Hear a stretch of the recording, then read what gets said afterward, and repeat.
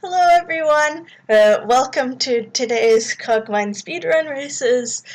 We have both our streaming runners for today just setting up.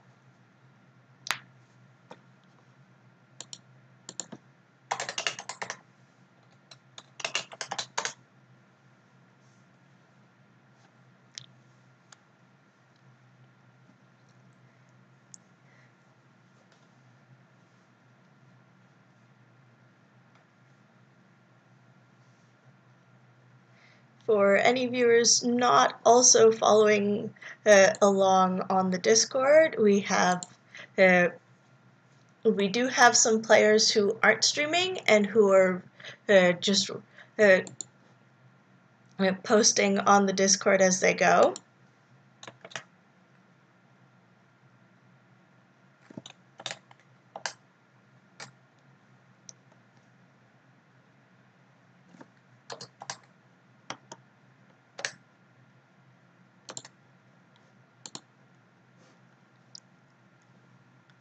Ooh, we see Mouth has already started. Normally these storage caches and out of depth and so forth would be nice. In speedruns, they're not interesting.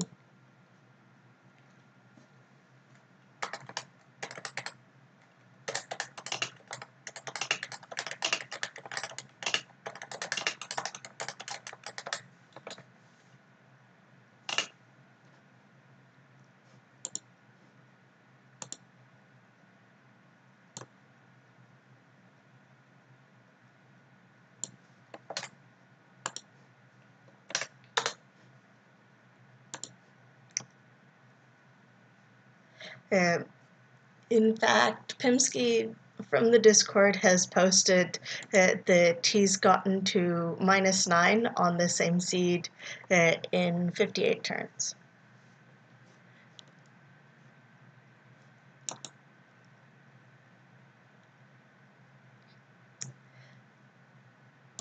Also, if we have any viewers here that are maybe a bit newer to Cogmind or so forth, do feel free to ask questions.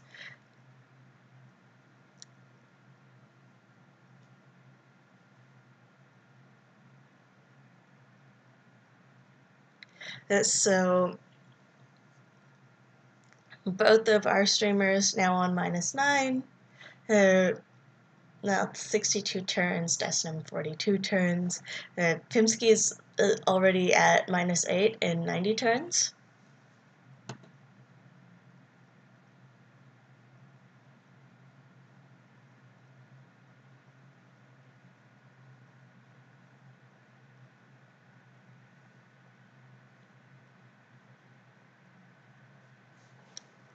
You really do feel free to ask questions if you're unclear about the tactics that are going on or how this works or anything like that.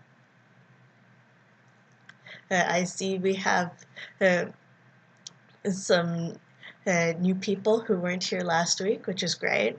Welcome to the stream, everyone.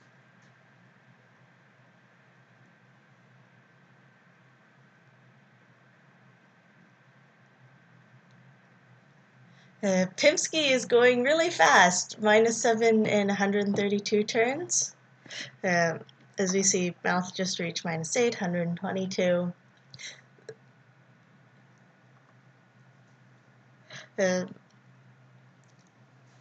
In-game turns is going to be all that matters for this, in case anyone wasn't clear. Destiny is now in the mines. So we may comment on playing quickly in real time, but that's less relevant. Nalguris is also playing from the Discord, -8 in 115 turns.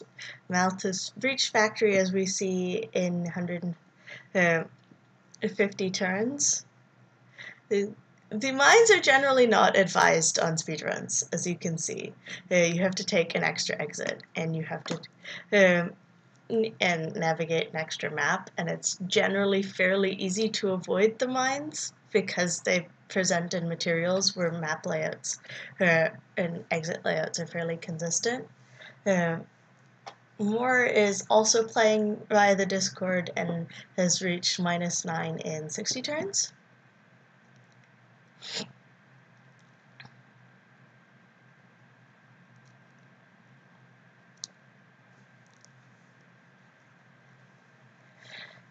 In case any viewers are unaware of the rules for how the actual speedrun competition works. Oh, Odessinum's gotten the shortcut. It is reported -7, 178 because the shortcut. So let's pause for a moment. The shortcut is, as you might have seen on the world map briefly, he's just skipped having to do -8 and has skipped having to do the main floor of -7, but instead he has to get back from these caves. That may prove slightly difficult. We'll see how this goes, which brings us back to the rules for how this works. With who's determined to have won the race, it is if somebody actually wins, the according to Cogmind itself, like they've completed the run successfully, rather than dying, they'd then out of those people, it's whoever does the fastest in in-game turns. If there's people, if nobody wins, there is a contingency rule set, but we've actually never had to use it.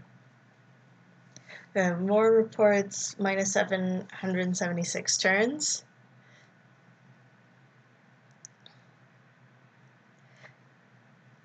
Yeah, you can see on Destinum's side now why getting back from the caves is a bit difficult. You're meant to be doing this with 4 extra slots of your choosing and with an actual build rather than a speedrun setup, because speedrun setups is really just dash past everything, and they're really set up for the main complex, not exactly the cave. Not that they can't do caves, but in caves you have less spawn protections, and you can have like the only path is through a behemoth and stuff like that, which is rather unpleasant when your build is very fragile. On the other hand, we can see that Malthusis has chosen to use to actually go and seek out a fair amount of hackware, despite hackware not being obviously helpful to go fast. There is a reason for this. In a lot of roguelikes, in other games, the thing you really need to do in order to win is that you kill certain monsters, or at least survive them, or whatever. And so speedrunning centers around finding ways to like gain the levels to do that, or strong equipment to do that, or whatever, as fast as possible. Oh, Destin actually made it through the shortcut, and you can see that he just evolved a bunch at once from that. Pimsky reached -6, 269. Destinum has reached it at 361. But yeah, so because you really need to actually kill something, it's all centered around how do you do that as quickly as possible. In Cogmind, you don't actually need to kill anything. The thing you really need to do is find those 10 main exits to the from to like the 9 main floors after -10 and eventually to the surface. All you need to do, really, is get through that last exit. So the hackware is useful for 2 reasons. One is that it allows for some terminal hacking to hack for the locations of those exits, which is quite useful once you build up a stash of it, because later on the levels become quite a pain to navigate otherwise. I mean, you can, but it's annoying. And especially research, which has a lot of dead ends. I mean, you have map sense to help you, but map sense is not always sufficient. And having hacking makes it somewhat more reliable. Like, you can see Mouth just picked up another hacking suite. And the other reason is that the last exit is somewhat guarded. Like, the complex does not want free passage between its facilities and the surface. And so you do have to plan for how are you going to get through that exit, even though this is mostly a game of navigation. And one of the ways through that, and there's ways through that exit for a lot of different builds, including hacker builds. So one of the ways is to hack your way through. And hackware in particular is very compatible with speedrun builds because it doesn't weigh anything. If you wanted to say fight your way through, well, I mean, you can do that, but combat builds tend to be a lot heavier, so you have to go slower, which is not very compatible with speedrunning. Destinum has reached -5 in 500 turns exactly. And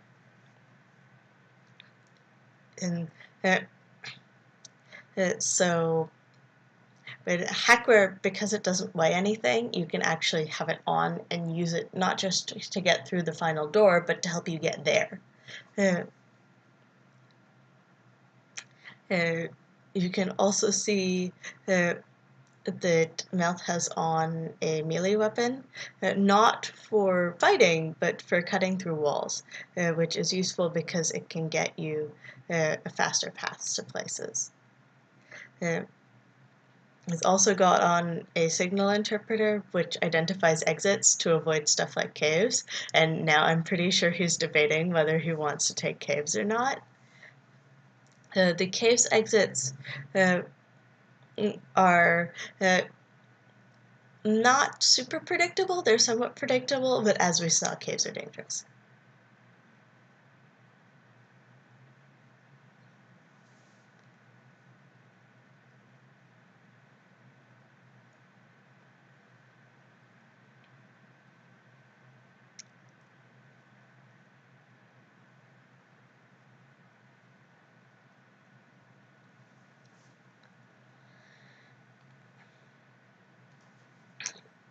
And you can see Mouth is hacking and has reasonable chances, even at a security level 2 terminal, because he's got hackware on.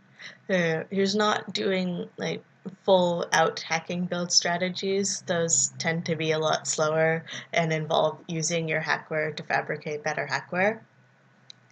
But making use of the hackware on the ground is pretty useful because it's not like there are things that are useful utilities other than that. But a lot of the utilities will get excluded in speedrunning just because they weigh too much.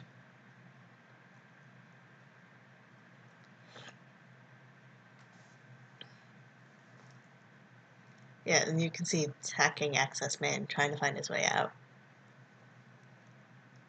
You should also note that Destinum is still on core hover. He hasn't found any flight units yet.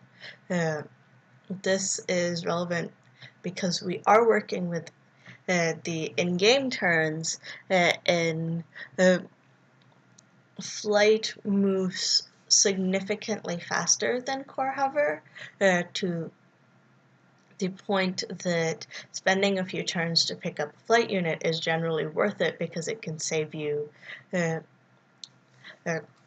like even hundreds of turns over the course of a run. And Destinum's finally found a flight unit. And you can see now he's going 35 speed instead of 50. And because Cogmind is primarily a game of navigating to these exits, the vast majority of the speedrun actions are moving, and that's huge. So Melt has reached -5, 582 turns.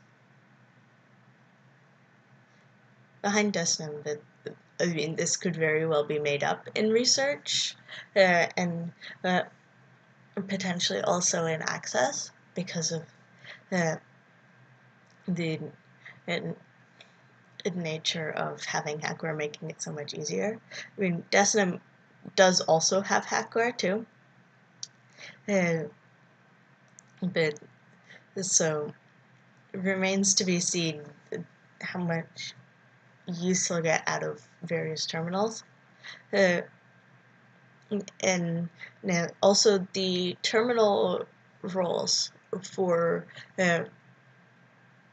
whether a hack succeeds or not are not tied to the seed, so they can have different results at the same terminal.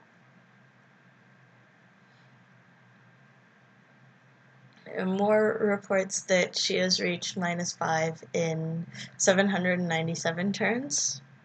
We know, this is a bit slow compared to what we're seeing on streams, but we've had upsets before.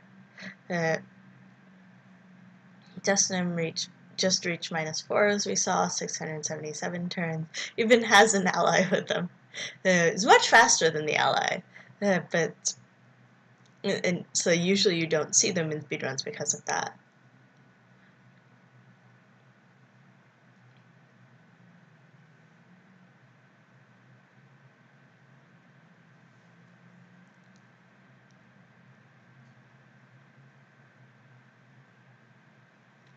I'm currently seeing Malthus checking out the different engine options because he's at negative energy when he moves. And this is relevant because it will force him to eventually stop moving and spend turns recharging, which is a good bit slower than being able to move at using the full power of his flight units all the time. And in fact, it's often also a bit slower than having your flight units, some flight units turned off to match your engine power, but they may not be able to do that because no, wait, you can do that.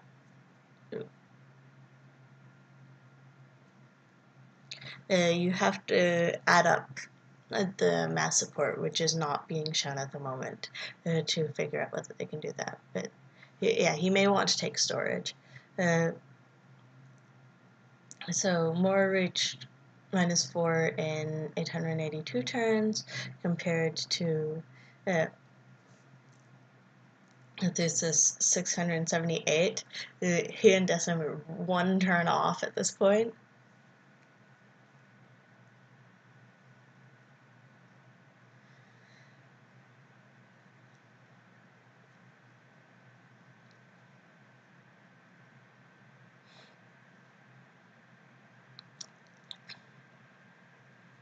You can see on the builds that Destinum has a better engine available to him.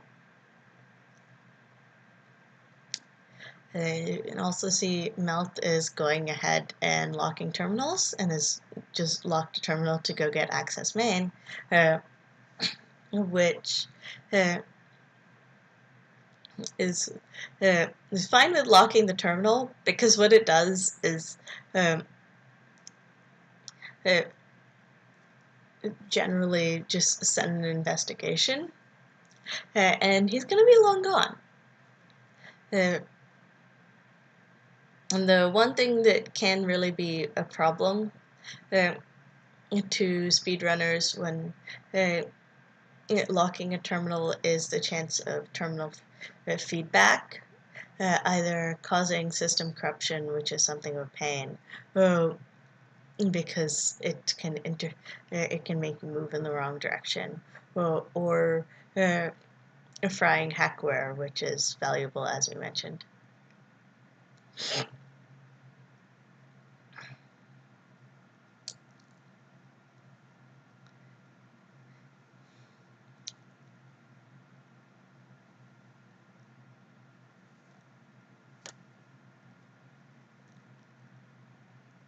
Right now we've seen both players use operator buddies. They are fairly useful in that they boost your hacking power and they reveal traps. And speedrun builds are fragile enough that you often do not want to deal with traps.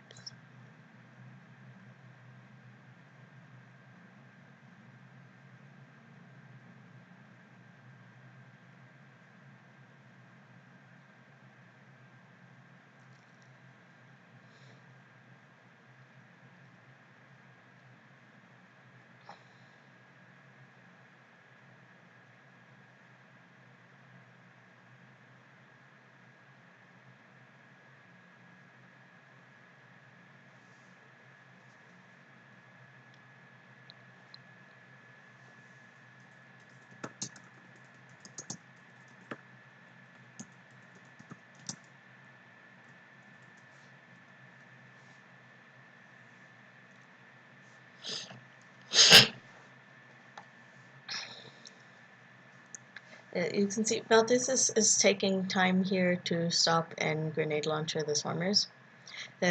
This is so that they don't inflict a lot of damage on him by following him, because they're the only enemies that are fast enough to really follow him. Desinum has instead taken the duck into a room approach and is trying to use a fabricator. Generally not super recommended on speedruns, simply because you'd have to stick around for the fabrication to finish, or at least come back. And often in speedruns you don't want to backtrack if you can help it, because you want to explore.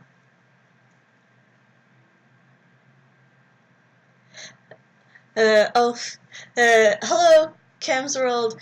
So I am happy to explain what you're looking at. What do you have questions about?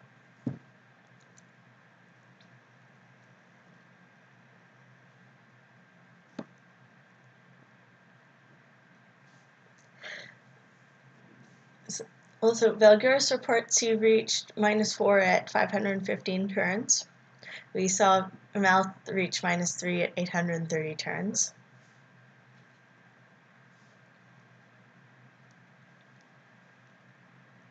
Pinsky reached -4 at 595 turns. Oh, so game overall. The premise of Cogmind is that you're playing a robot that has been mysteriously dumped at the bottom of an underground facility known as the Complex, and you want out.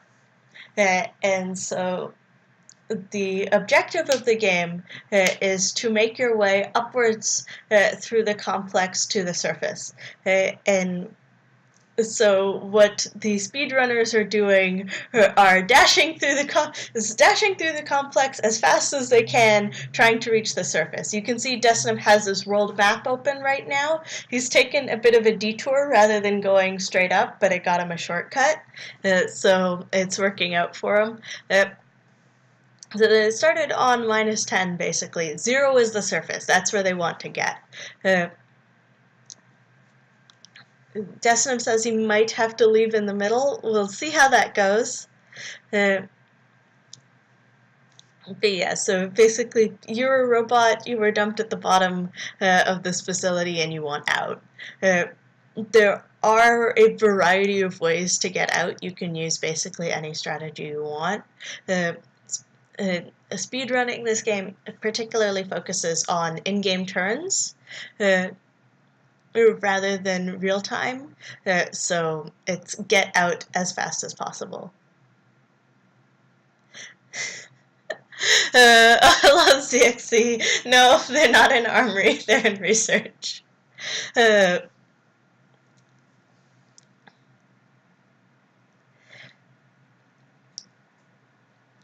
So, Kimsel, do ask any further questions if you have them or if you want to clarify. Uh, in order to show both enough information about both players, we had to really compress the UI, and so a lot of stuff that would be available to help explain to a particularly new player isn't here. So yes, do ask any further questions you have, and you're welcome for the rundown.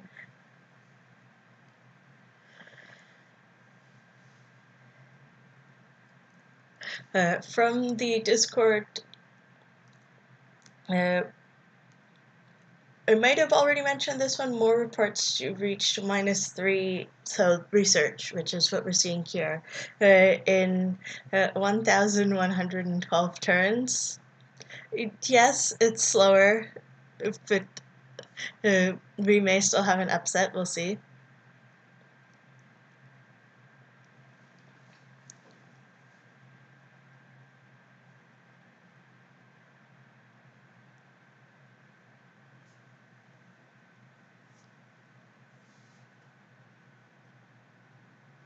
So Melt was willing to take a few extra moves there beyond just using the terminal for the reaction control system, which is particularly useful because it improves dodge chances, and so it helps protect the stuff that he's built up to try to get through to the end, both quickly and through the last door.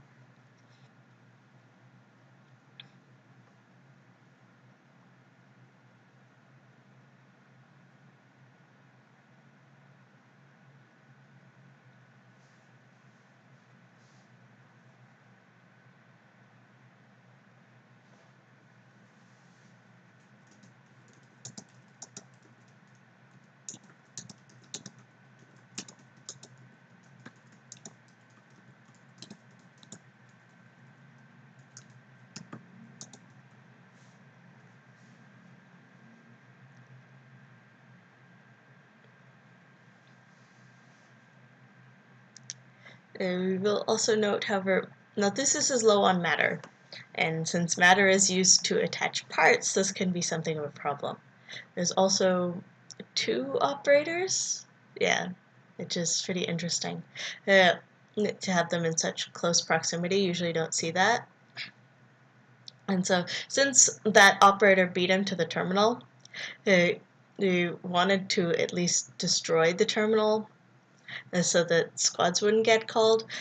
In research, because research is much more of a maze, you're more likely to have to backtrack or have both you and the squads funneled through some path, and so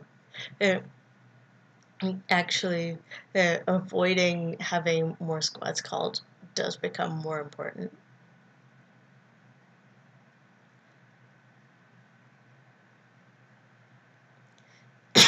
And here he's just cutting his way through because he knows where the exit is.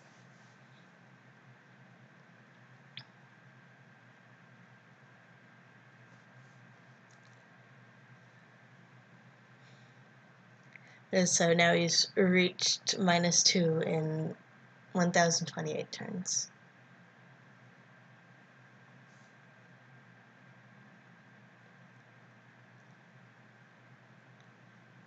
Yeah, Desnim says he has to go, unfortunately.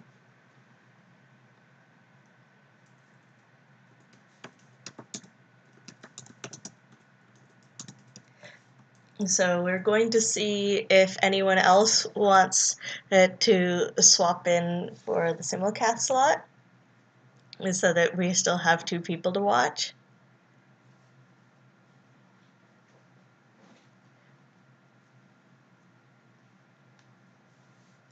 Because obviously you can just watch one, but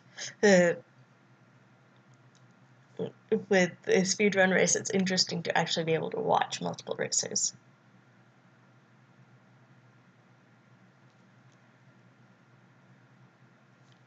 Yeah, you can see he's just gone offline, and you can see that I'm doing this via loading both their Twitch streams.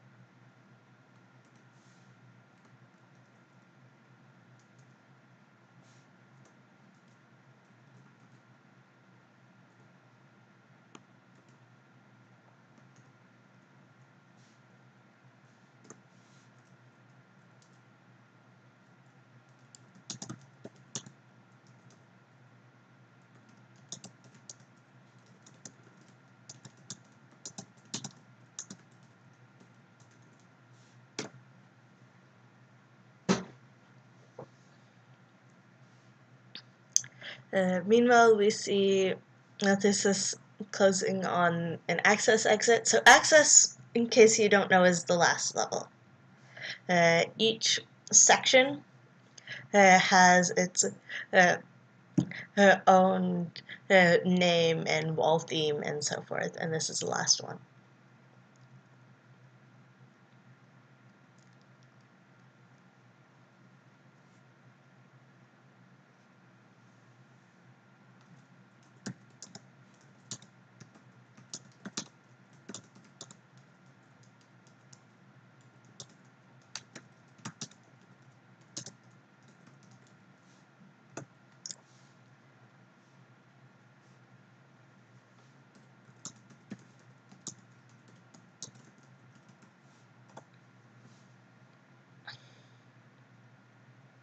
You can see access is less of a maze, but the level is huge, and the enemies are at their strongest outside, uh, deliberately doing, going to dangerous places to do the extended endgame, which is a very different beast and also actually requires you to kill things.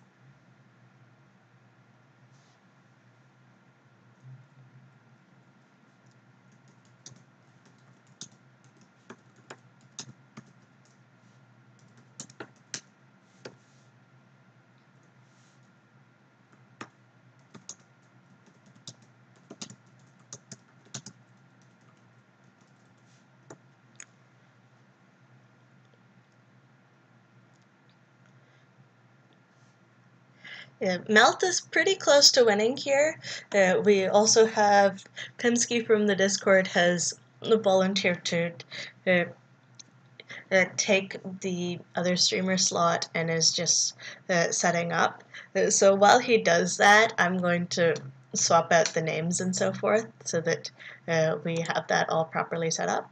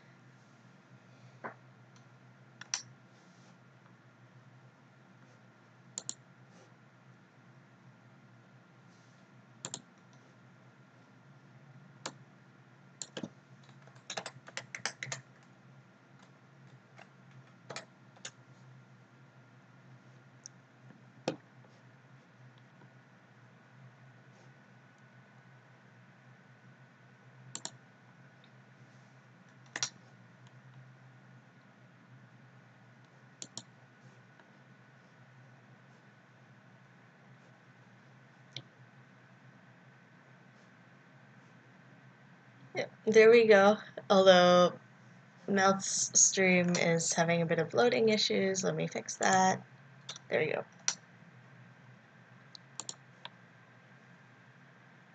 And now Pimsky's stream is having loading issues. Hang on.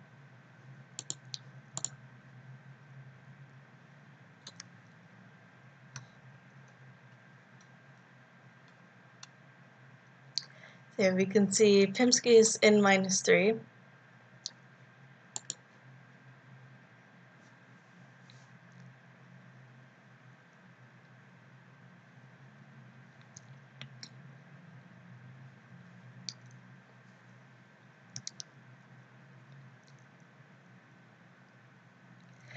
His layout is set up slightly differently, so we have little bits of the build cut off, but you should still be able to read it.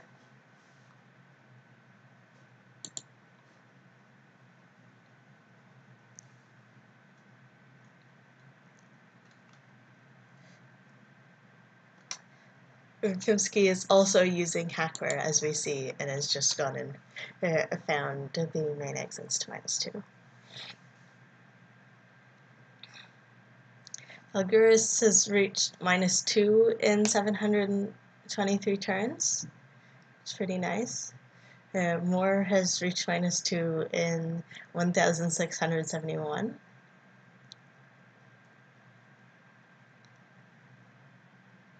And reports also CRM.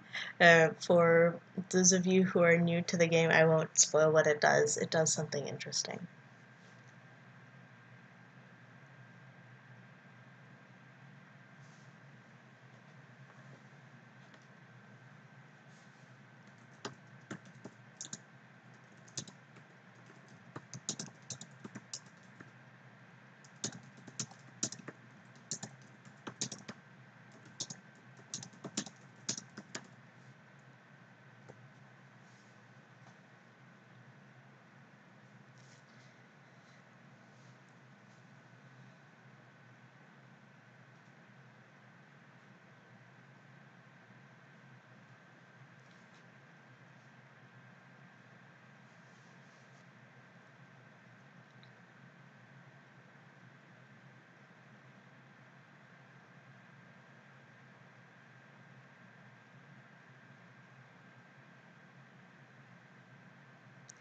So you see, now this is backtracking through an area he's already been, presumably because he knows he wants to go that he wants to go somewhere, that he's either found an exit location or he found the exit. The other possibility would be that he found that there was a dead end. Lost the reaction control system, ouch.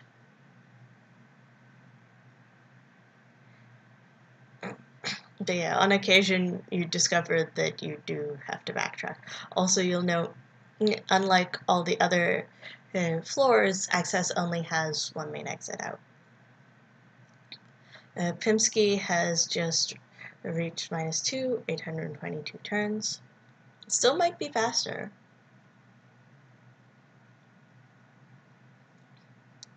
Ooh, Mouse just lost his last flight unit, unless he wants to swap in that Q thruster. No, he doesn't. He prefers to drop his engine.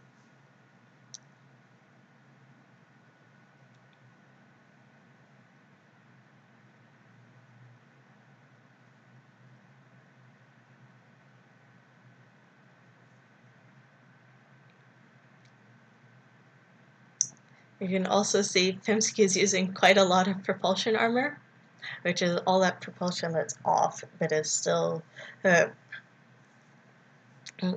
providing coverage to his core. So basically, core hiding in a bunch of treads. So many treads to hide in. It's just protecting like the 2 thrusters that he's actually using.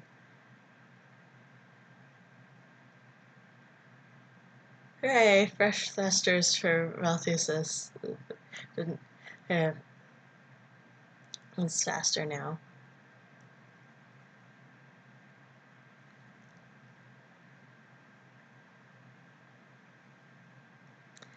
And yeah, see, this is the hacker's way into the main exit. And he's opened the door, so he's through.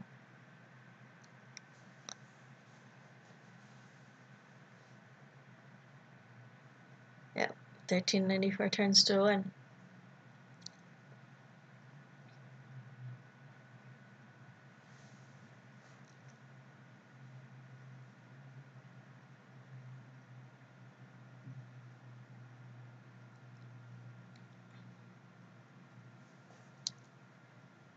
Now, it is still possible for another runner to beat that time. We'll see. This fancy windscreen.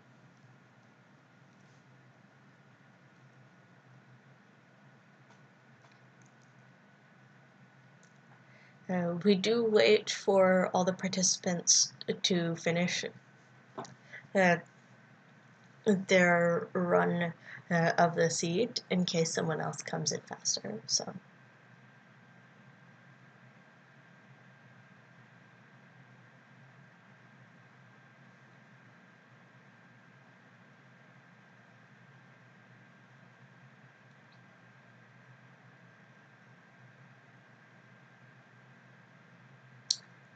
Crimsky might actually take this testing exit here. It doesn't lead straight up, it leads to a branch. But if you know what, if you've been through the branch a few times, it's relatively predictable to find the exit out. Hey, Mouth. Now that you've finished your run, you can watch the stream for a bit.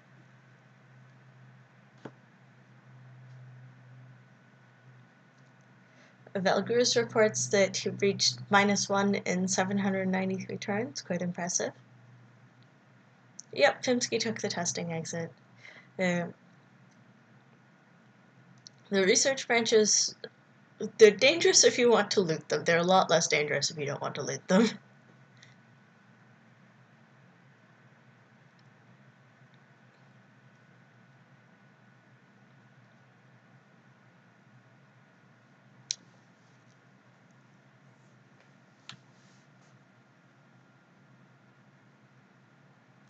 Valgurus reports that he's going so fast because he found over 10 flight units.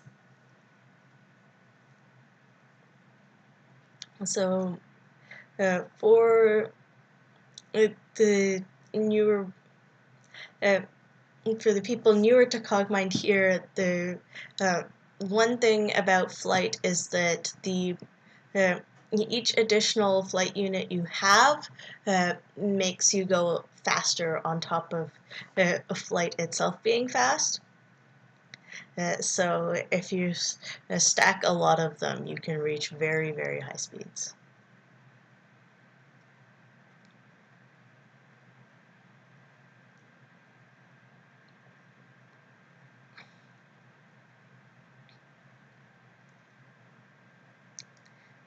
You can see Pimsky has just adjusted which thrusters he's actually using to balance his energy, because it's faster to do that and take slightly and move slightly slower than it is to stop and recharge. Laura reports that she got out in 1,993 turns, but actually didn't get the basic win, got another win. We call it W2.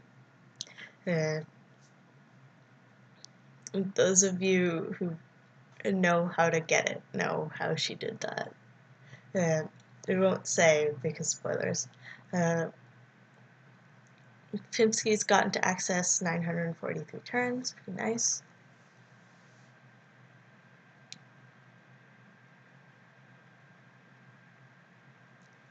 Hey, Moore. Welcome to the stream.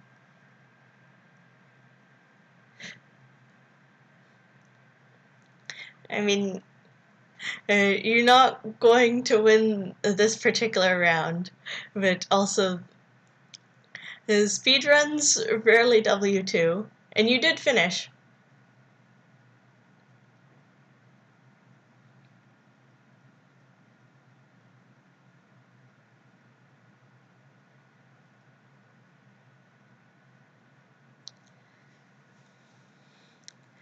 Wow, Pimsky got machine index. That's going to be very, very useful to navigation. Could also try branch access. He doesn't need it anymore. The machine locations will actually give away the branch access because there's a particular machine pattern. And he found the surface exit too, so he knows where he's going. He's not going to have to backtrack, unlike what we saw earlier where Malthusius really had to backtrack.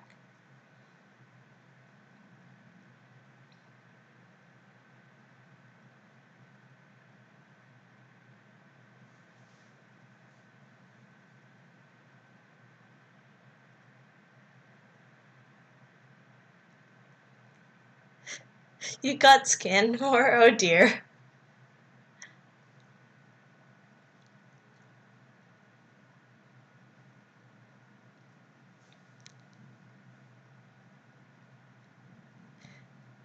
I imagine that did not help with maintaining your build against enemies at all.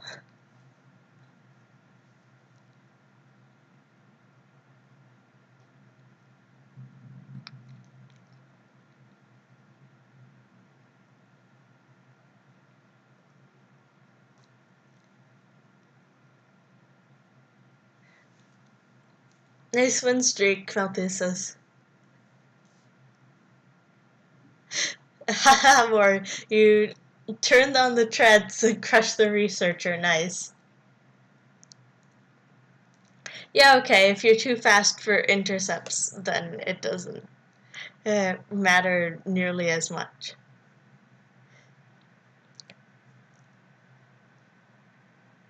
Mostly just an extra thing to deal with in case you wind up spending a bunch of time on a later floor.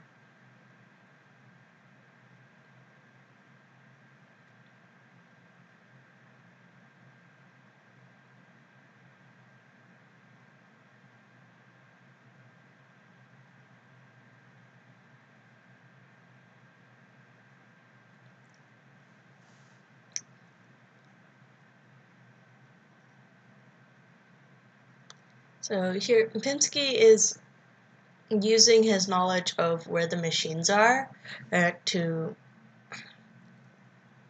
figure out which way he wants to approach the surface exit. Like, he knows where it is, but use particularly this terminal position to figure out the orientation, which he didn't know otherwise.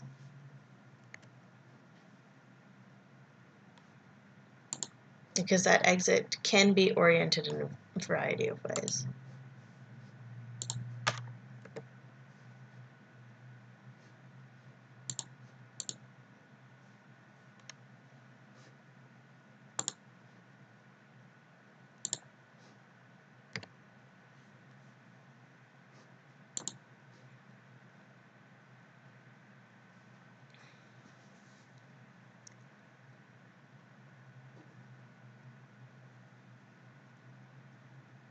Yeah, he's just gotten locked out of the terminal, which means that he's going to have to figure out another way around.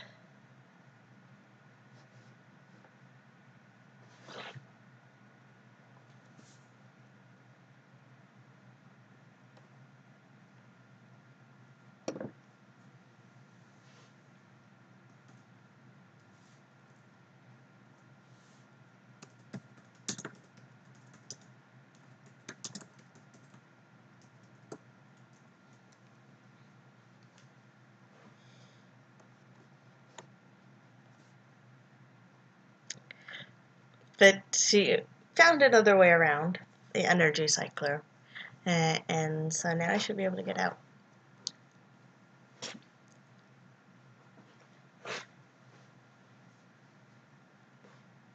Yeah, he should be good. He's just managing his energy to move.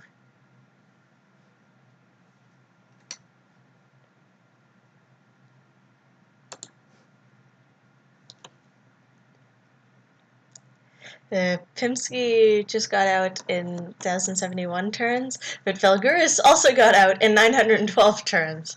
So he's won this race. Pimsky is showing the ending, kind of ignore that. It's not relevant. Yeah, Valguris just beat everyone else racing. In his second speedrun ever, too. It's very impressive.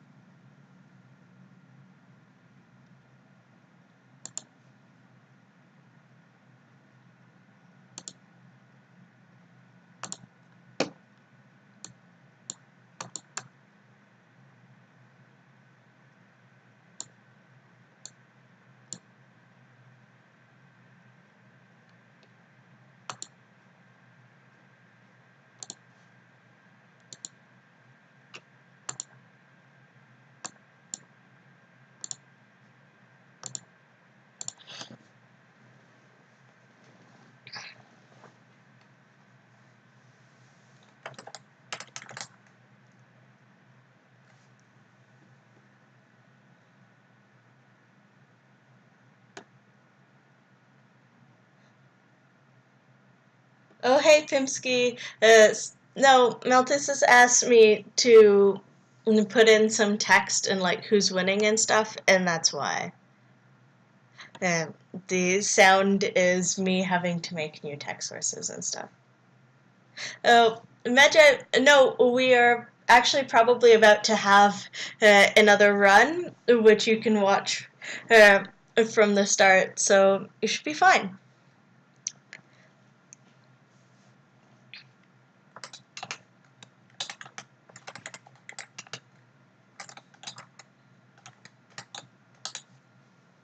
Also, you guys will get to see what the process of adding stuff in OBS looks like as I do this, which is why one generally does not do this during a stream.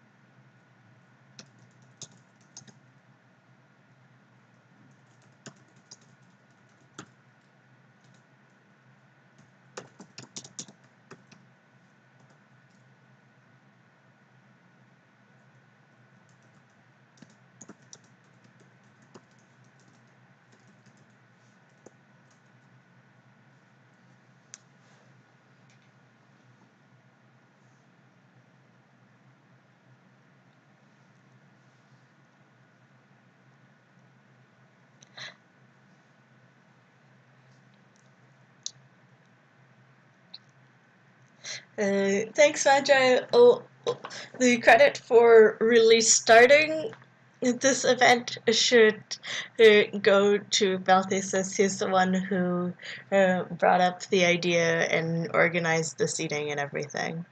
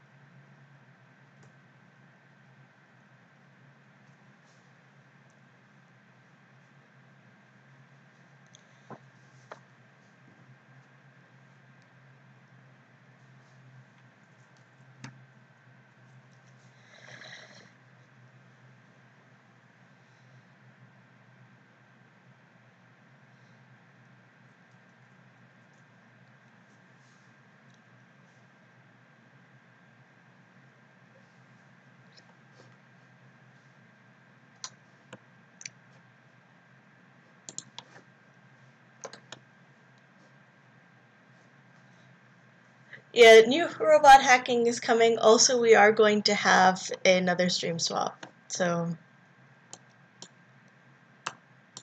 hack.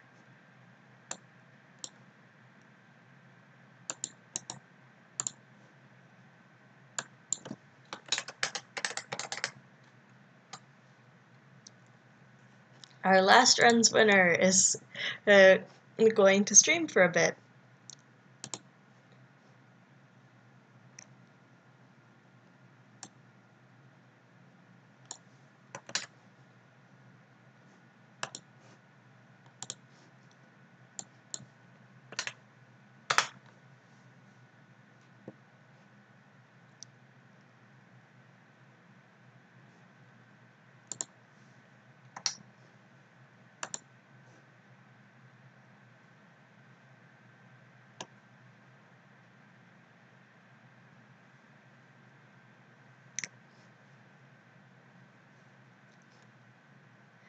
We'll go live in a few minutes, and then we'll start our next run.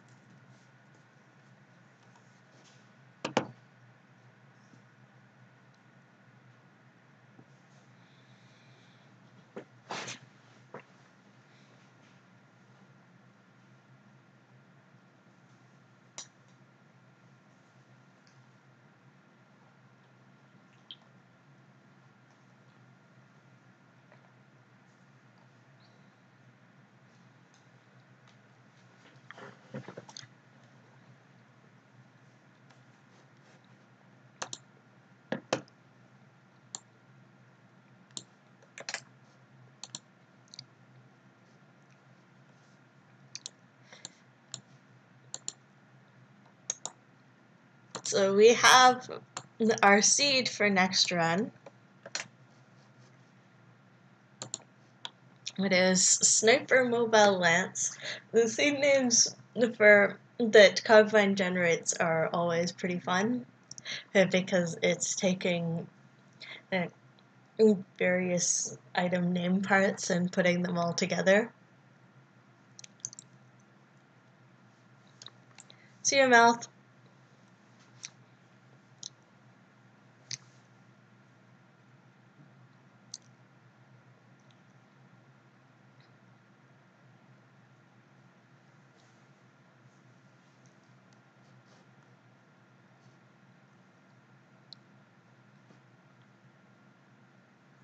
Yep, see you more. Good luck, everyone.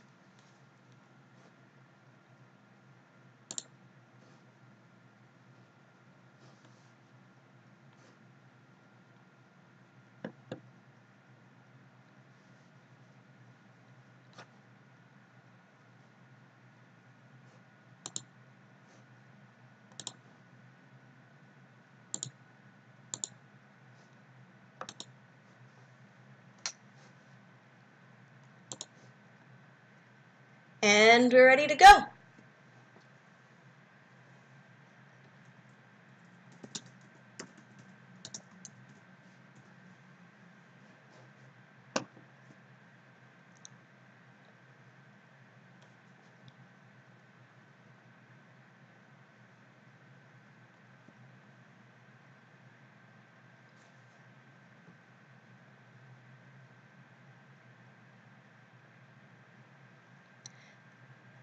There will be a brief, slower part where people put in the new seed and start a new run with the seed.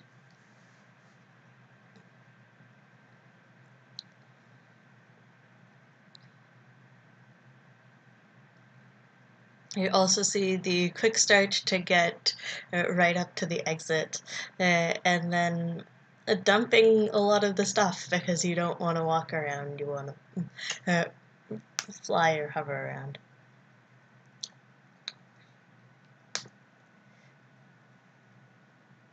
Pinsky, yeah, they got the memo.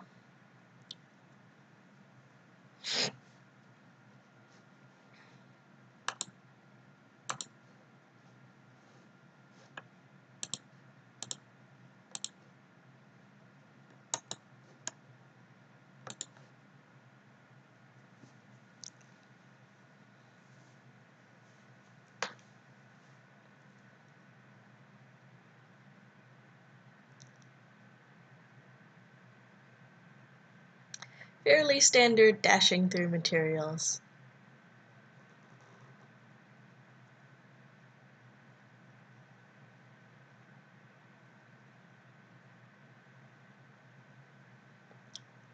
More reports that she reached -9 in 37 turns.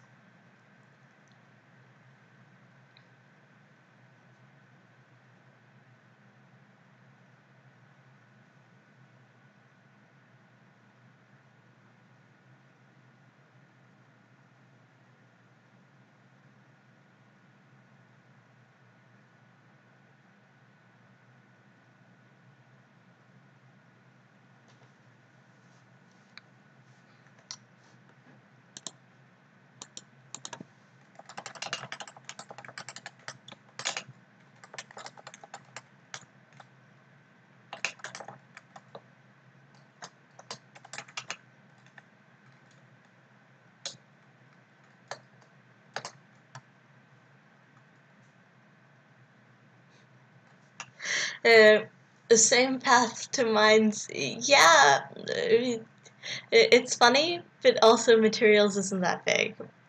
And you're looking for the 3 wide hallways to main exits, right? Swarm of angry bees. Yeah, good description of swarmers. Belgurus reached -9 in 85 turns, very nice. Not super fast, but still. But melted it in 134 turns.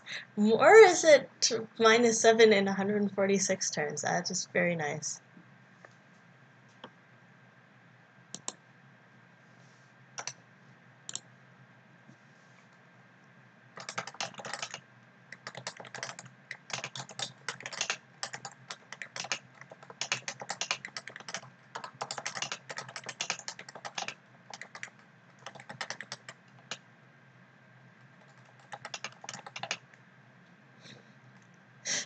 slow run, Pimsky. Ha!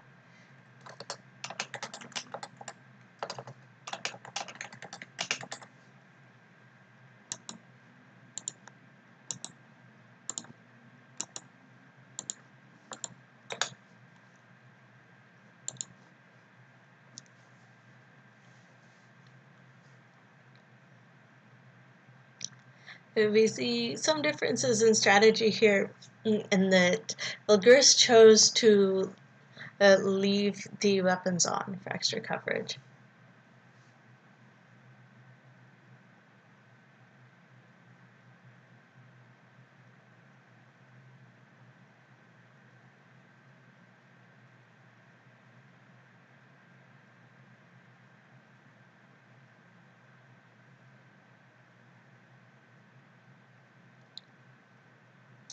You can really see, especially in the smaller maps of materials, that it is the same seed.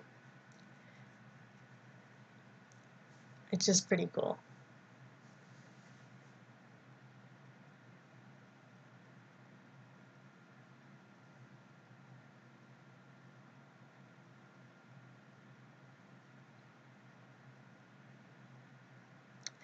This has reached -8, 195 turns.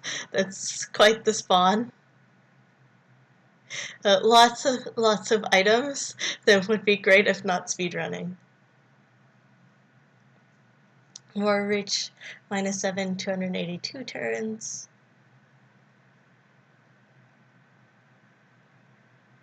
Oh, no. -6, 282 turns.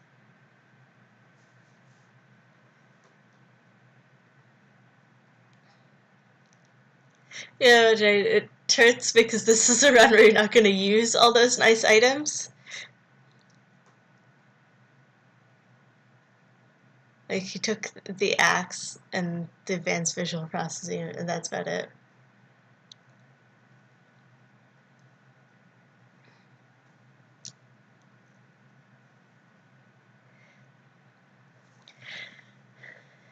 Because a lot of those other things are more useful for combat and when you have more support. He's not even sealing garrisons because he's not going to fight to dispatch anything from them.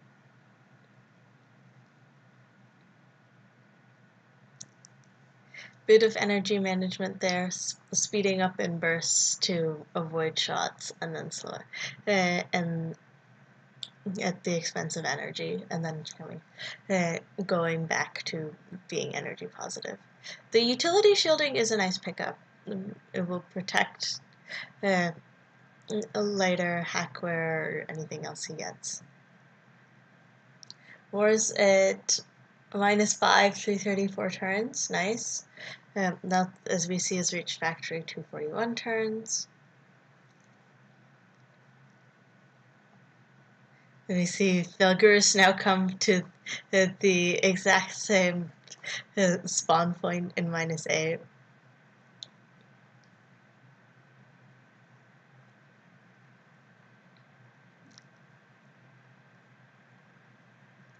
So Malthusis, I think, is attacking neutrals for their engines.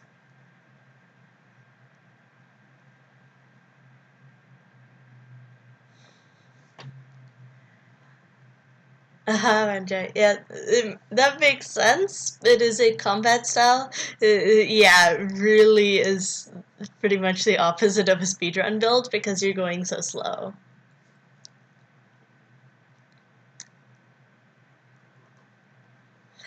Speedruns are dashing through the complex as fast as possible.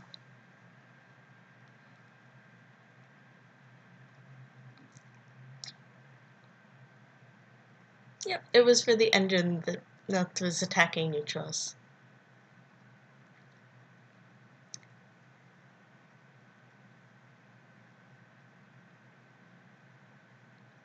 And he does know where the main exits are, but they're a little far away. There's the closest one. Yeah, I have 16 flight units, just try to hit me. It usually is not quite that many flight units, but it is a lot. You may have also seen Flying Brick, which is just trying to be basically as hard to damage as possible in a variety of ways. Moore reached -4 in 442 turns. Very fast pace. Mouth has reached -6 in 314, as we see. Lagris is still on -8, but this is okay because we only care about the in-game speed.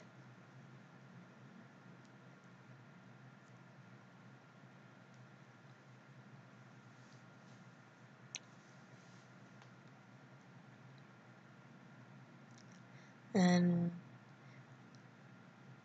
Mouth is going to try to refit to get backup power.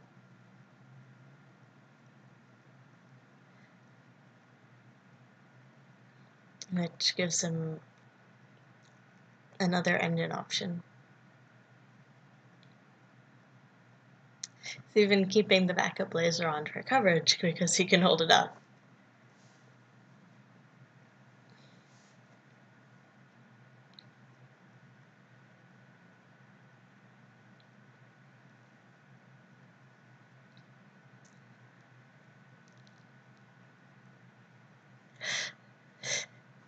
Yeah, 16 flight units to actually run them. It takes a bunch of engines.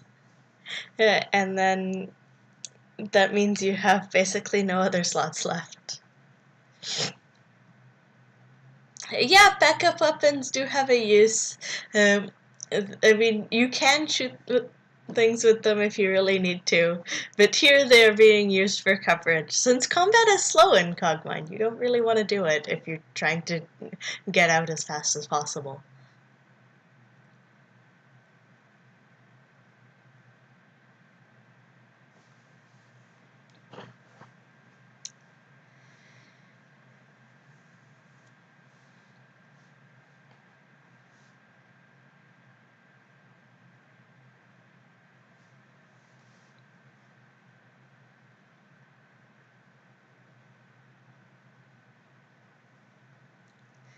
That confrontation was a bit painful. I lost some of his speed there. Super Gauntlet speedrun after this. We have very few players who can win Super Gauntlet at all, let alone speedrun it. That would take probably a really long time because dashing through the Super Gauntlet is likely to get you killed, and you'd have to probably play pretty slowly to make it out. I mean, it would be fun. You would have to get multiple takers. Otherwise, you are welcome to stream that yourself.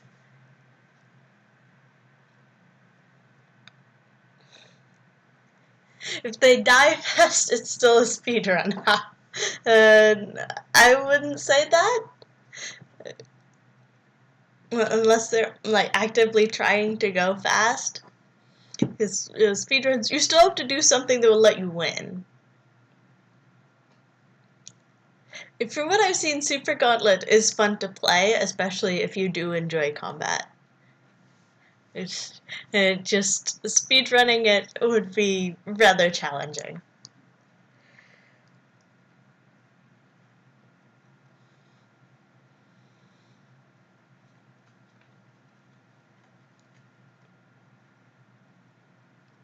So Laguris has reached -7, 241 turns, pretty nice.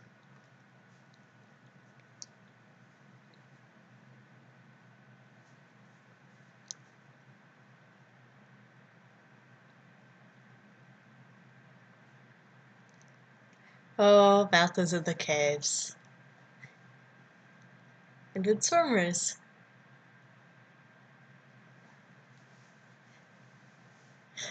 So Pimsky, are you proposing dashing through garrisons, or are you proposing actually fighting in garrisons? I imagine you're proposing dashing through.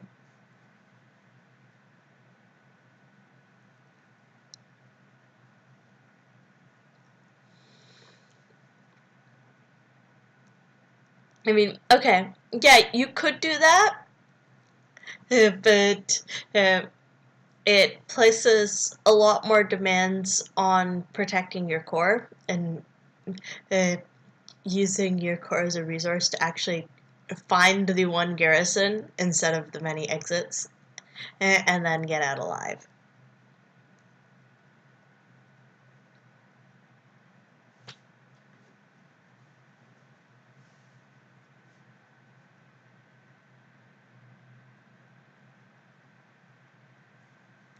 I mean, yeah, you can break certain phase walls and have that help you, but yeah, you gotta know where they are, and you uh, and I believe that that's not fixed. That is procedurally generated. It okay, yeah, you could fab a lot of propulsion shielding and such. Sure, it might be worth it on that. I'm not saying it's not doable. I'm saying it's pretty hard, and you'd probably have people play a lot slower to do it.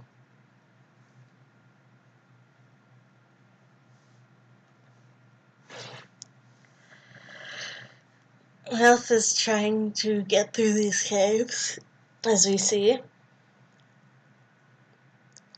The swarmers on his tail are not very good for him, especially because he's has no launcher anymore.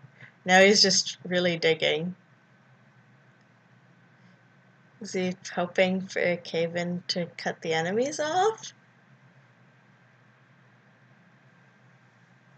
Moore has reached -2, 798 turns.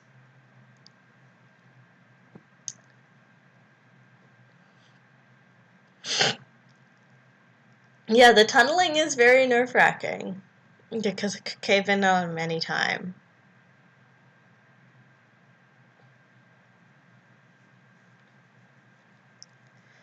Mouth is almost certainly looking for the turn back exit rather than trying to take a cave reward, because taking a cave reward takes a bunch of time and you don't really need it to just get out.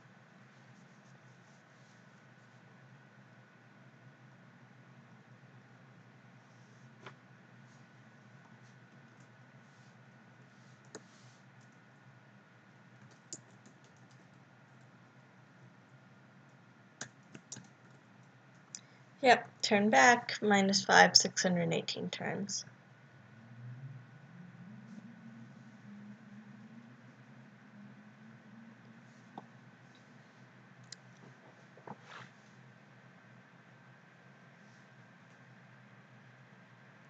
Yeah, actually Penske, in the last race, Decinim took the Zion shortcut from -9.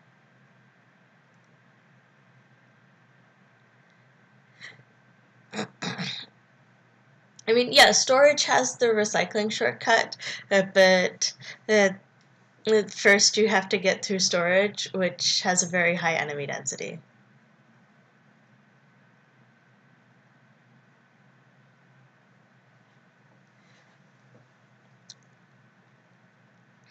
And we see this time neither player has any offensive hacker yet.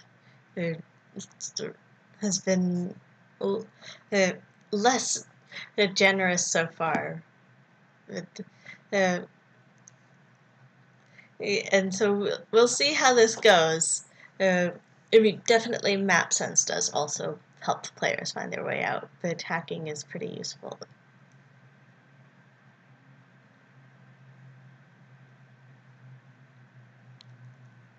Yeah, Decidim survived going through the Zion shortcut from -9 mines and got all the way back through proxy caves, not only with only one evolution, but on a speedrun build that is not really set up to survive caves, let alone proxy caves.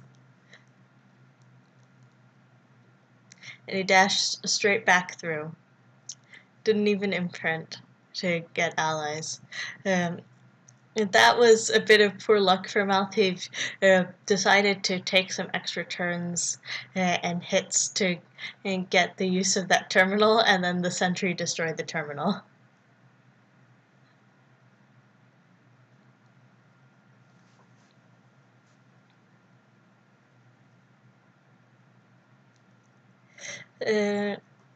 No, Magi, Decinum did not get the outpost layout. Nora's already in access in 959 turns, playing very quickly.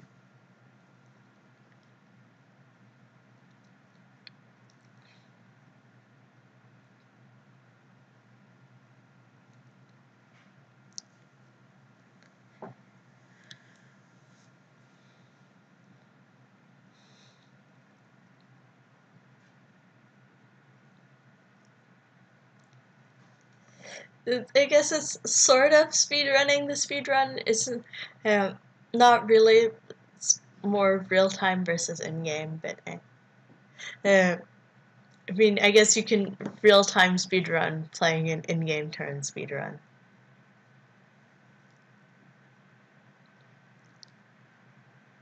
You can see Mouth is still ducking into rooms a lot quickly, mostly to check for good items.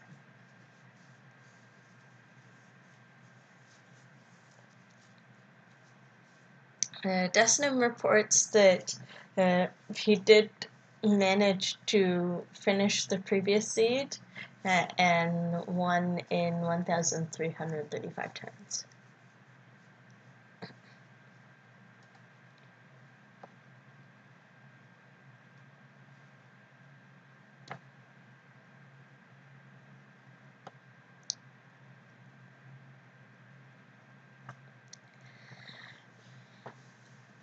Yeah, Pimsky does have an interesting speedrun playstyle. Here we see that he's opened the doors to extension. And was trying to use the terminal for access main, didn't get it. Might actually go through extension because there's a predictable way out. Yeah, he's going through extension. Yeah, Magi, they could both definitely use more flight.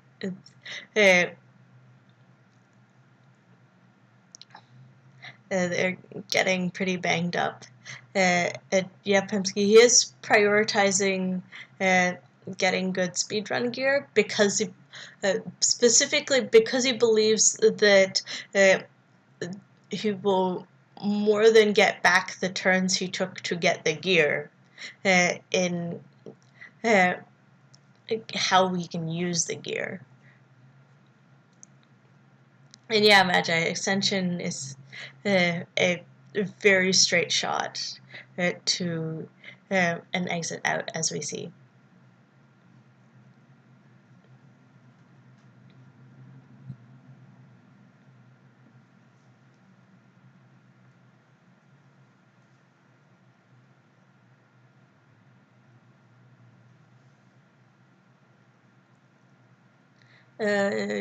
Pimsky opted not to go for the bottom terminal, I believe because he has no offensive hackware. So he doesn't have a particularly good chance of opening that, I believe, even if he... and he would take a bunch of fire to do so. So Mouth has reached -4, 887 turns.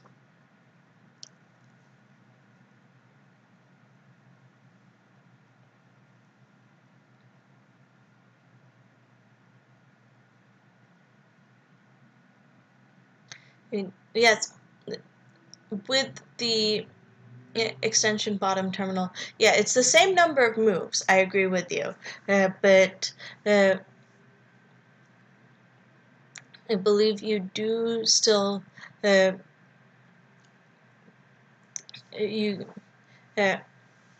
it's the same number of moves are very close, yeah, but I believe you take you're giving the enemies cleaner lines of fire at you.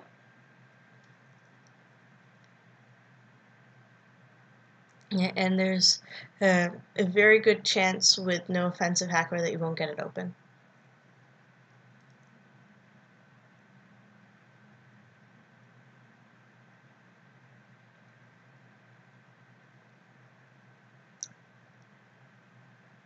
See that Mouth is in caves again.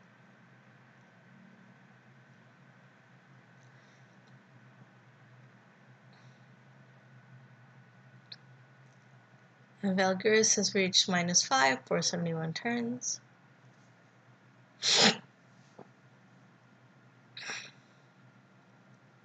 The sentries can't shoot through the behemoths, but the way they're lined up, they don't have to. They have a clear line of fire.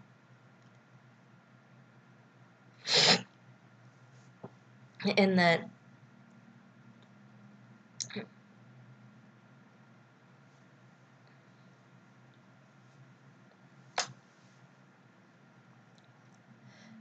I'd say with the if you dash straight across for a good chunk of the time, I believe you're actually using one behemoth, the one that you're closer to block the line of fire of the other, and so you take fewer hits. Nelt has reached -3, 155 turns. He's on treads, though. That's going to be an issue. That's a mistake and not a matter of map sense. Yeah, he's fixed it now that he's found another flight unit. As Sfinty says, let's agree to disagree. You can talk about it with Mouth afterwards, how about?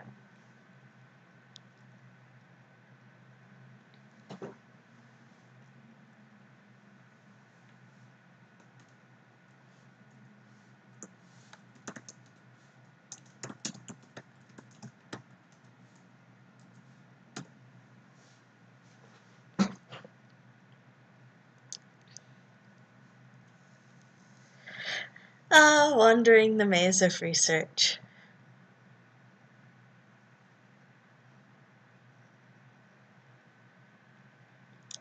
Sure, if he finishes within an hour. I mean, he's already in -3. He's probably going to finish within an hour.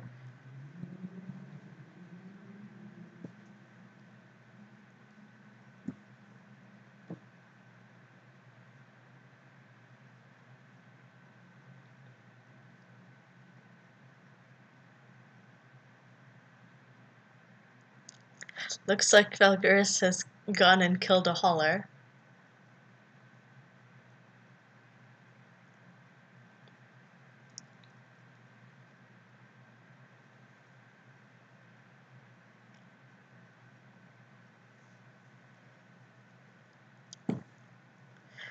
Desna reports that he is also trying the current seed now that his unforeseen stuff has been resolved. Reach -7, 241 turns, -6, 316 turns. More reports that she finished the run, W0, in 1,137 turns. So that is the time to beat. SM has reached -5, 342 turns.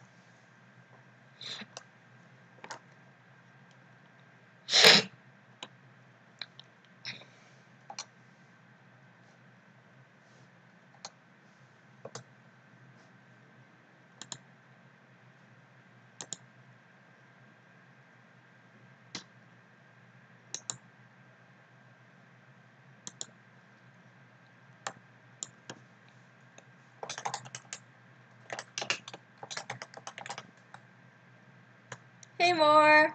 Nice time!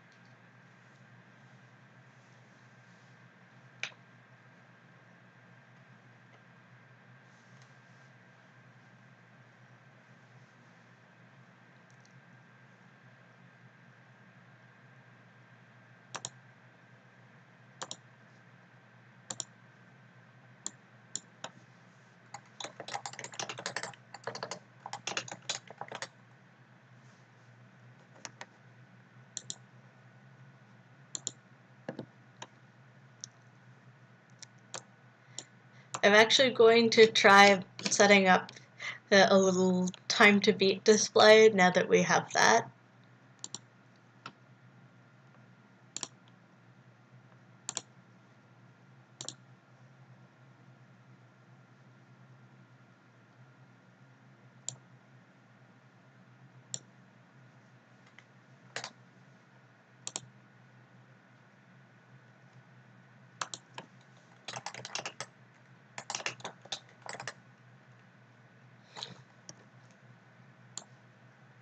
Indeed, Magi, more bees. Swarmers are quite annoying to speedruns in general.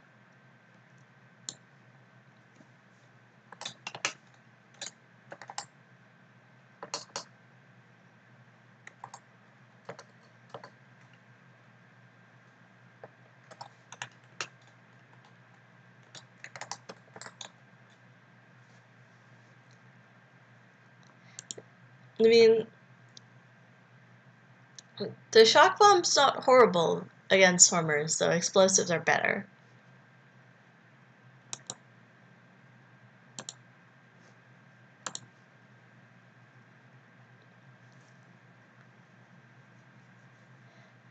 Yeah, terrain scanning can be quite useful in speedruns because it, or really in general runs, because it can tell you where to dig. There are other ways to get good information on where to dig, but a lot of them are slower.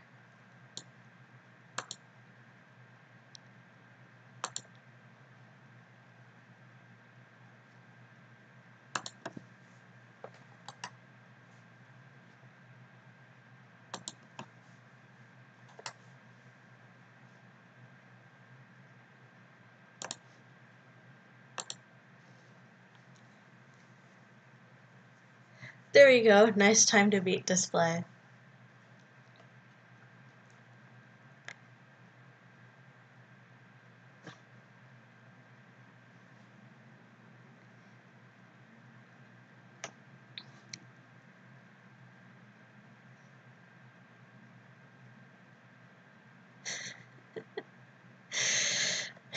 Yeah, I'd argue that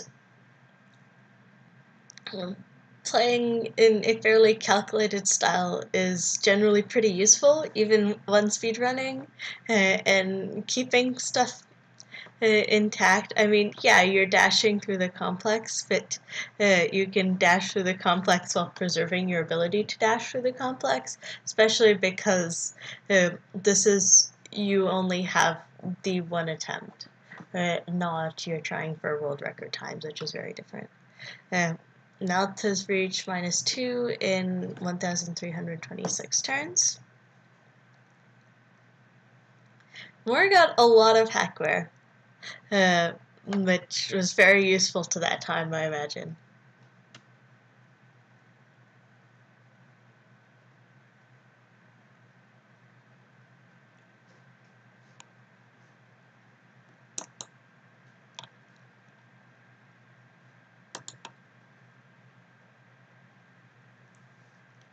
Yeah, you really want consistent speed for this.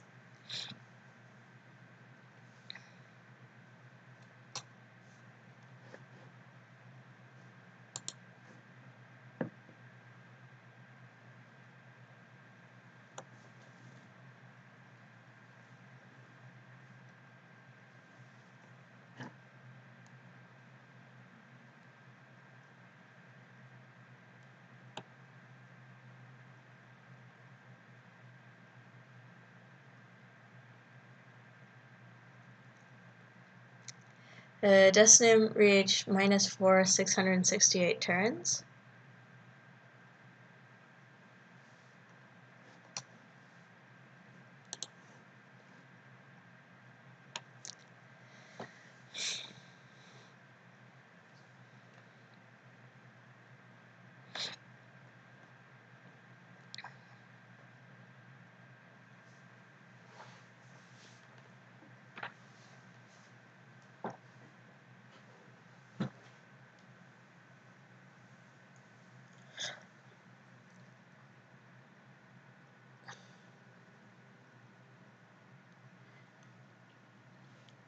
You imagine Maltesers could die, might not. Core Hover isn't too bad speed-wise, though it is. It doesn't allow hopping over enemies, so he's having to ram because he has enemies on both sides and he needs to get out.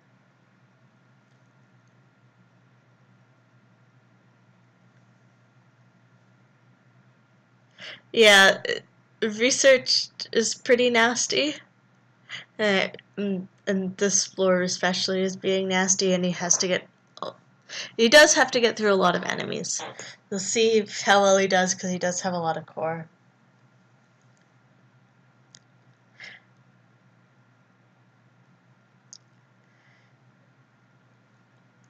He's 23% exposed, which is, it's not horrible, but it's not very good either.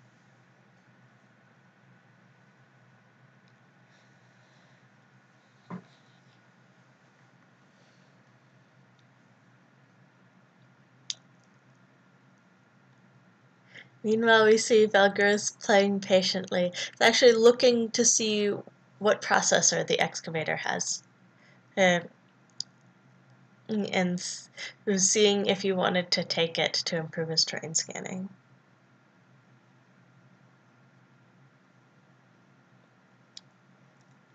Pinsky, he's not going to win the race.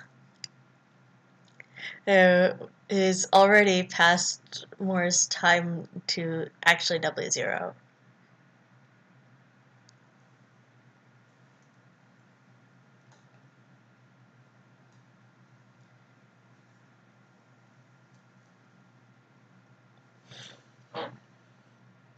Well, at least there's more coverage for him with all those treads.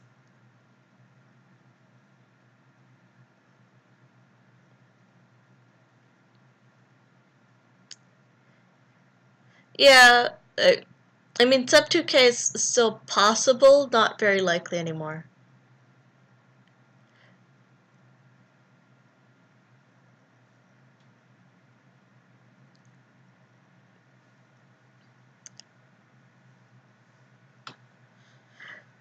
Magic Tread Armor is basically the best armor for speedruns because it doesn't weigh anything, so you can still go really fast, even if you don't have flight units or if you lose them.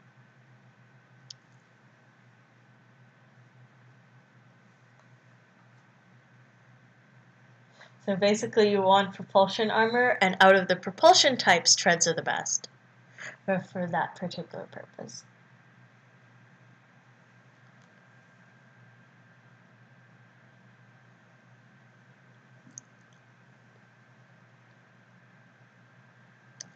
Destin reports he's reached research in 878 turns.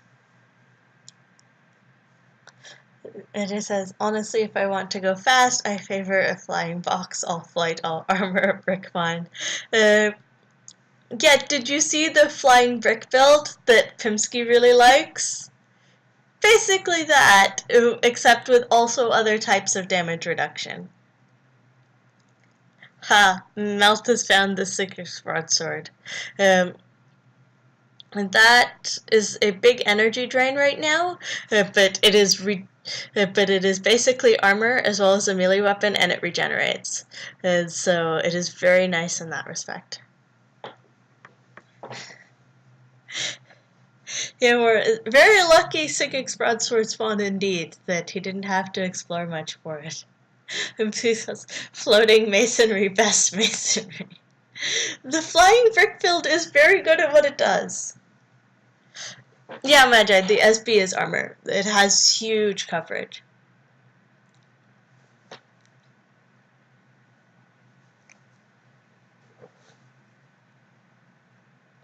Though it doesn't regen unless it's on. He has it off right now to conserve energy because he has no engines at all. Though he's going for those quantum reactors, if he can wear them. He might not have the support to wear them. Yeah, he's overweight to do that. He's taking the broadsword with him, I think. because he just freed up 2 slots.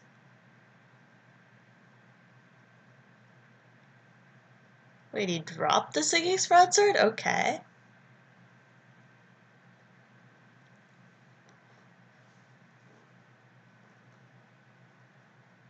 Core reset, free points. Oh, Recycler ate the Siggy's broadsword. That makes a lot of sense.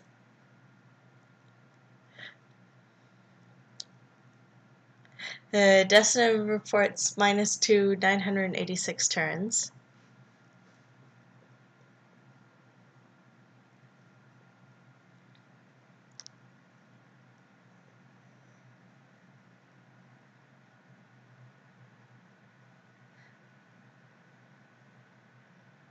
Forget the speedrun, this calls for revenge. Haha, Pimsky. There we go. Revenge has been taken. Back to speedrunning. So, like, the Sinking Broadsword is really useful on a speedrun, in that it is both armor and a weapon strong enough to break through the final door.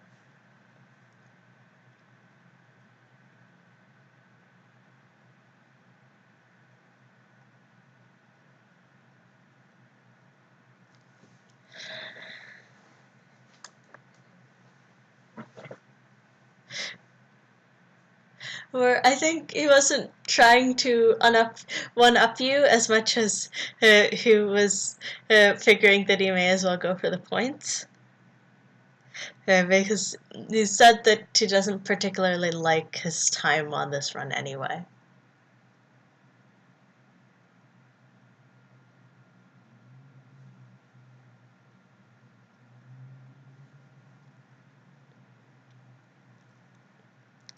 Yeah, normally Siggy's Broadsword is not on your route to the exit through quarantine at all.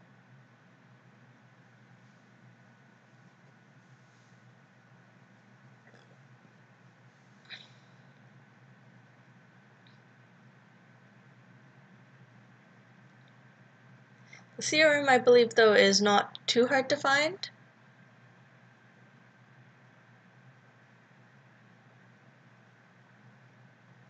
Other than being guaranteed, is not too hard to find at all.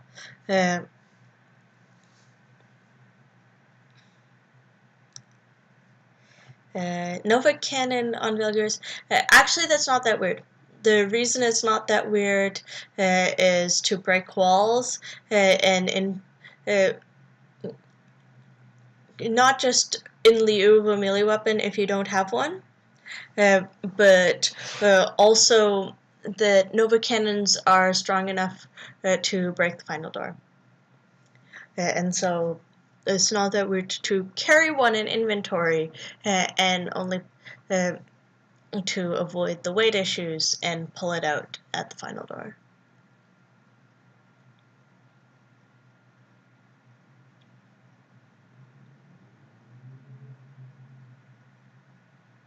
I mean, it is heavy, but that just means you don't want to move around with it. Unless you happen to have a lot of support.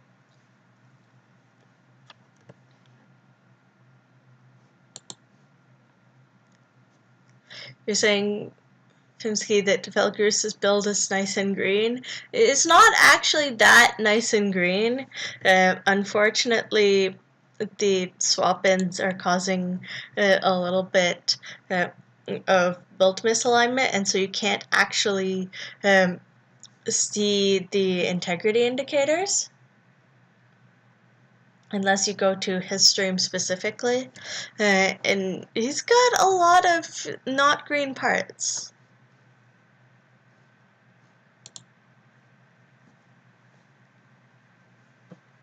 His turn count is very good, though, given how he's gotten his slots filled up.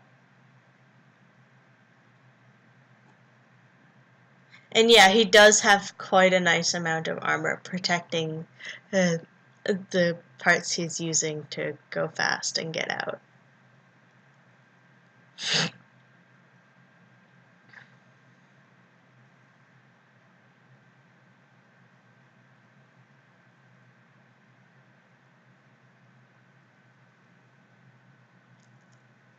Fusion bombs are fun. You only saw green because you were only seeing the names.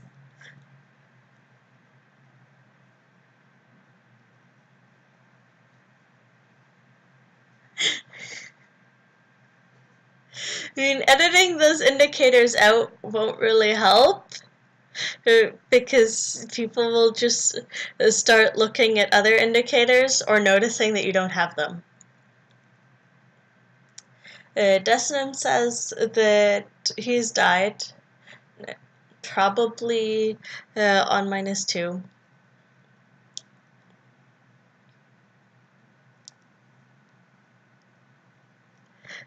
Well, Mouth knows where command is now, which is not directly going to help him out unless he decides to dash through command, but does tell him where 3 level 1 terminals are to hack for the surface exit.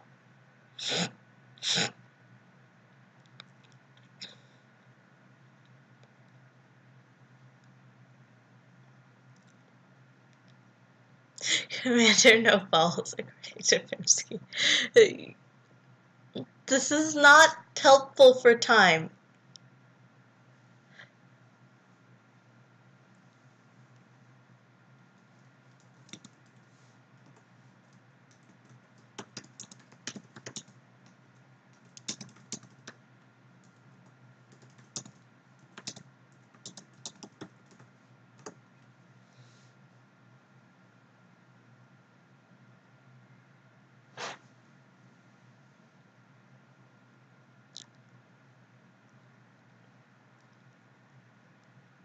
And where I was saying it because she's was fairly close already.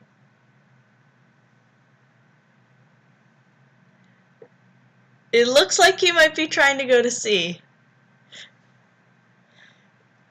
So C is a major spoiler area.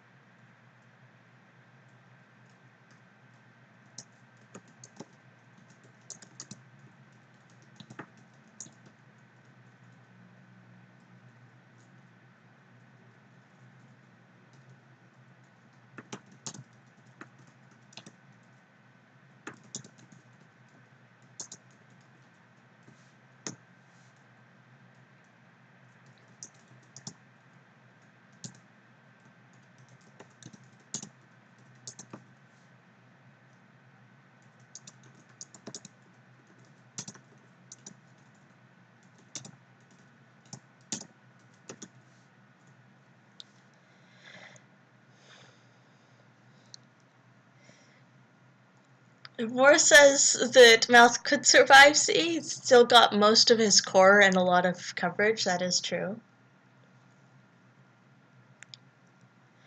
Yeah, so we are going to pause this just because command is a very major spoiler area. And also, I haven't been there, and it would be spoilers for me.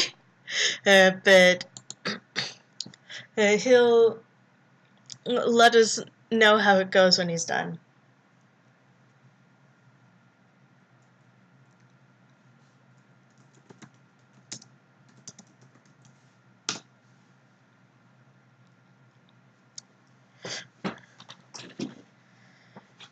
He said he's doing it because it is the optimal play, given that presumably he does know command relatively well, and this exit is actually here rather than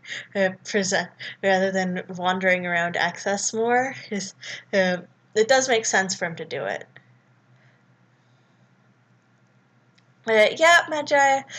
See, I imagine it is neat. I do intend to try it. Actually, I've been working on my ability to pull off the flying brick, and you're actually intending to at some point do a dual commentary flying brick guide with Pimsky, and figure once I can do that, or at least have a few more wins and get through the things that I really want to do before the next beta comes out, then poke in to see. Yeah, we should work on the guide again. In fact, one thing I was thinking, because the flying brick is very much a strong exploration build, was in the guide run itself, have, the parts for early, mid, and late game that are actually the guide, and then if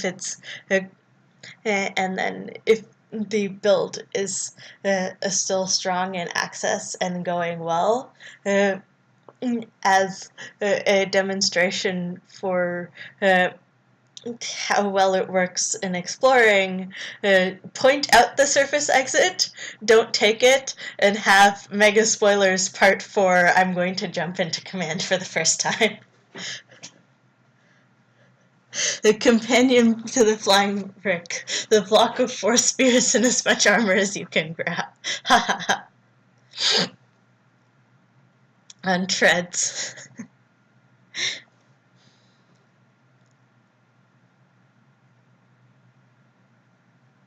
Pinsky, you're saying what would be neat? I'm not sure who you're talking to. Yeah, more. Valguris is also going through Q. It's...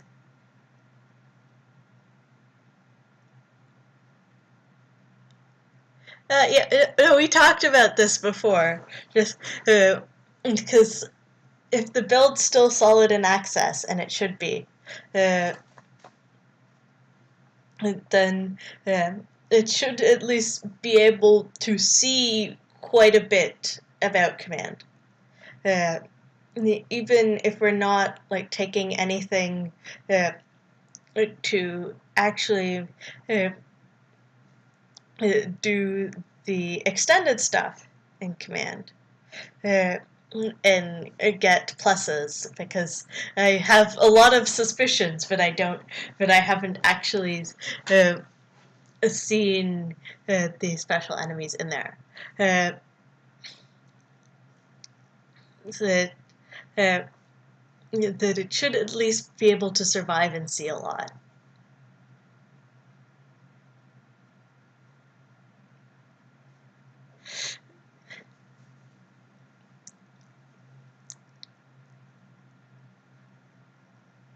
Yeah, we'll see how Valguris does.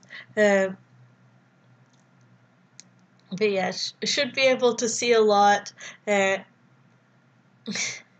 It'll be painful for me to watch you miss extended endings, unable to tell you what easy steps to take to get them. Well, actually, maybe not, because first you will get, if we do that, you will get to see me waiting by the exit, listing all the theories I have about command, and then going into command, letting the DC intel load in, and immediately updating all that, and saying what I think about the map layout and what I might have to do. And you know that I already have suspicions about a bunch of the extended endings, so we'll see. Malthusas reports that he did win. He's in 2,059 turns.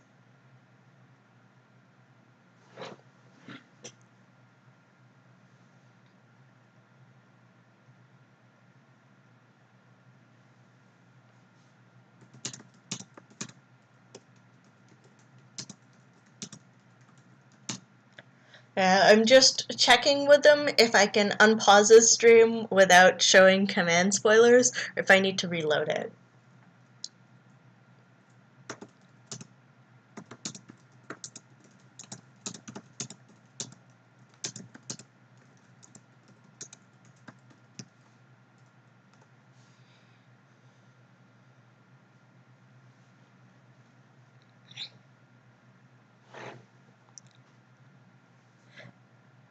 Magi says, literally every theory you have about command will somehow be wrong when you actually find it. It'll be great. About a third of my lore theories have been absolutely wrong when I find something new. I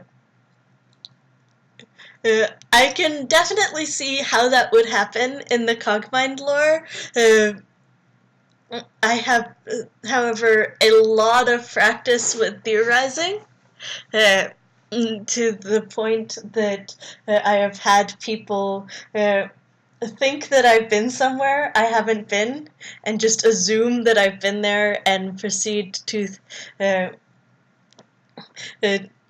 think that it's not spoilers to tell me about something I actually haven't seen. Hey, Mel. Uh, so yeah, this happened a lot. And I've had very extensive theories already, so it might actually work out.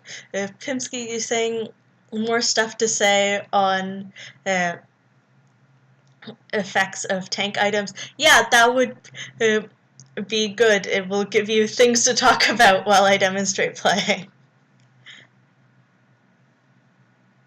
Yeah, but a lot of it does come together, especially if you have a lot of practice with putting stuff together in similar things where important information comes piecemeal. Uh, and you have time to think about it, and you do think about it, which is what I'm doing.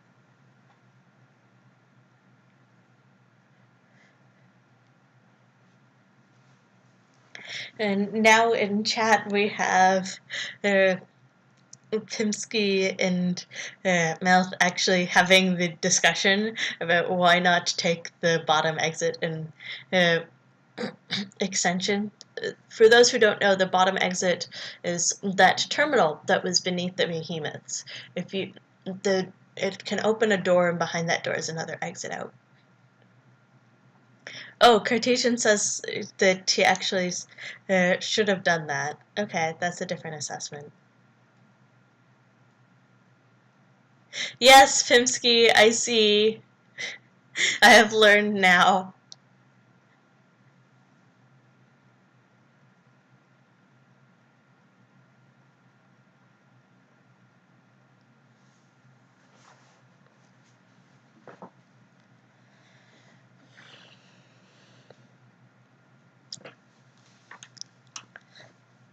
While we wait, I'm also going to throw up Mouth's completion time on here so that we actually have that to see. Ack. Why did it take me out of full screen on the streams? That's a pain.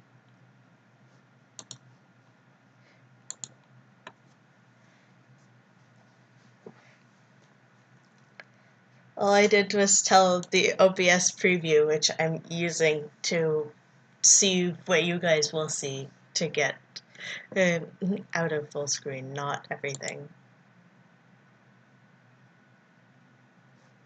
Yeah, Magic Prop Armor is really, really useful.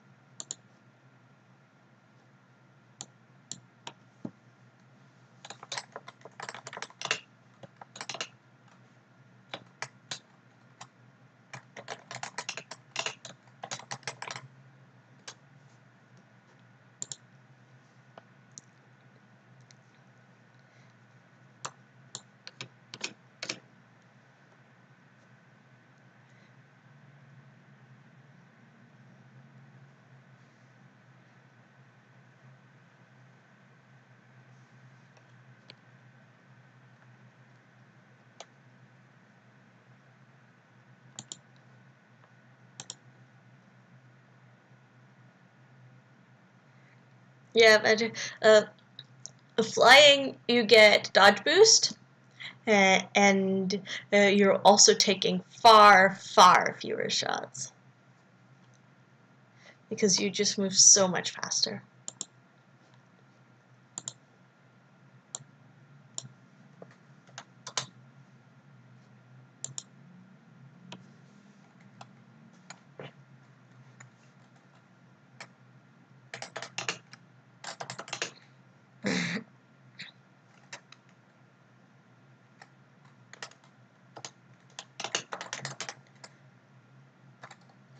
Plus, with flying, you not only get a dodge boost from being airborne, you get substantial dodge boosts for your speed itself. And since flying has high speed, you're often at least 60% dodge, even without any dodge boost items. Just from like the extra 10% for being airborne and the 10% for your speed.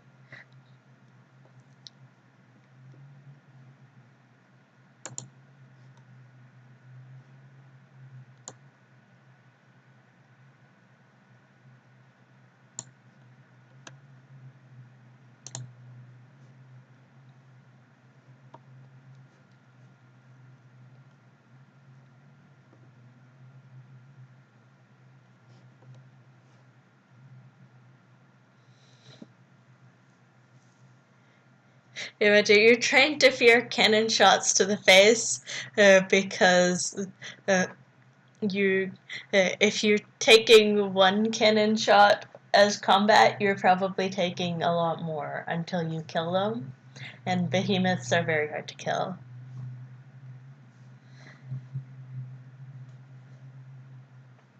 Yeah, it's an interesting freight elevator layout. I imagine there's something that requires a lot of freight on the other end.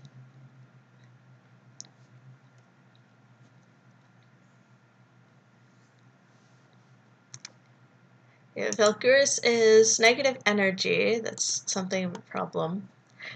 Especially because he's running actually quite a lot of flight units for speedrunning. And now he's positive energy, so now he's fine. Yeah, more just one. Valkyris is at 1137. Is it more? You finished your run a while ago, but you won the race now because everyone who's still in is past your time.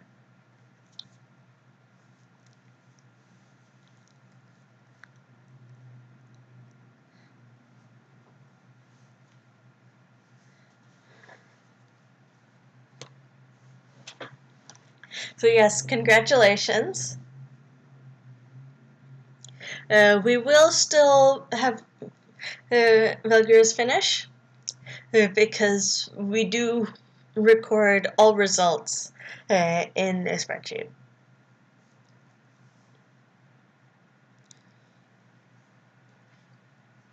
And so for those purposes, we want everyone to finish.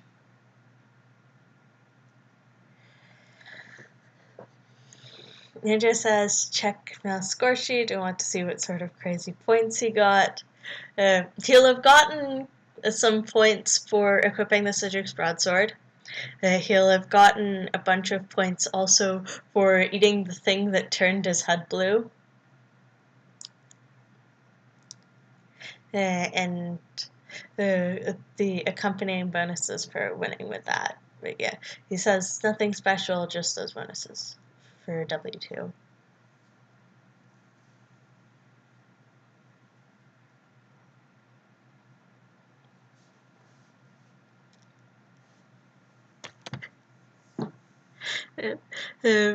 Belguris here actually almost has brick support.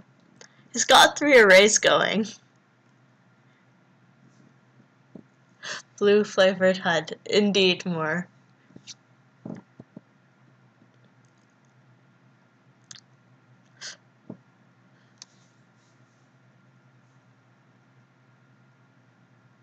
Not sure why pulsing the transmission jammer just briefly in case of the alarm traps, because the transmission jammer will suppress their alarms.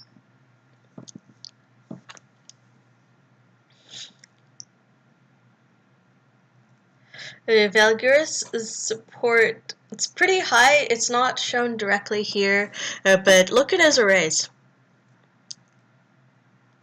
He's got 2 field propulsion arrays and a nuclear pulse array. And he's got 2 thrusters on top of that, so it's going to be pretty high. Say 80 plus support at least. 92, there you go. Yeah, like I was saying, it's almost brick support. if he swapped out the leg and one of the thrusters for another array, it would be outright brick support.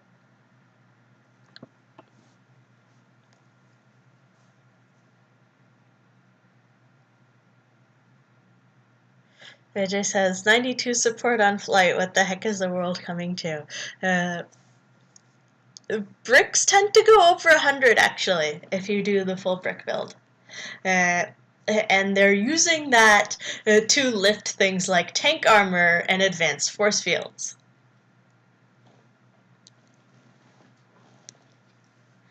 In fact, if you know what shell is, bricks often lift shell. And will outright fly around with it. Yeah, and the power to run all that. Depending on which variant you're watching from different people, yeah. Pimsky's favorite is to lift the VCR. Malthus's prefers the Zionite DM reactors and will often lift the heavy ones.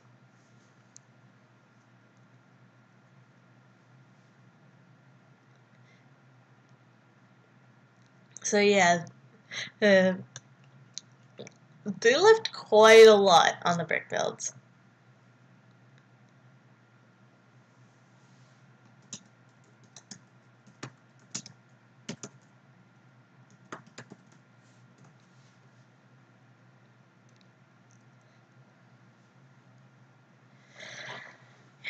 Yeah, imagine it is combat levels of support. You're lifting tank armor and tank damage reduction items, so.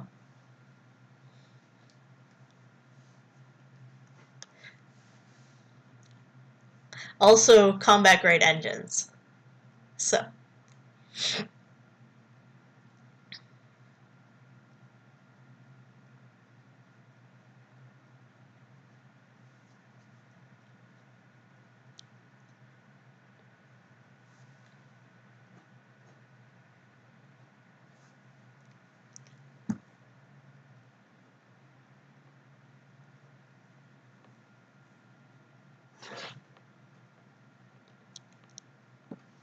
Power it all with reinforced engines because you can.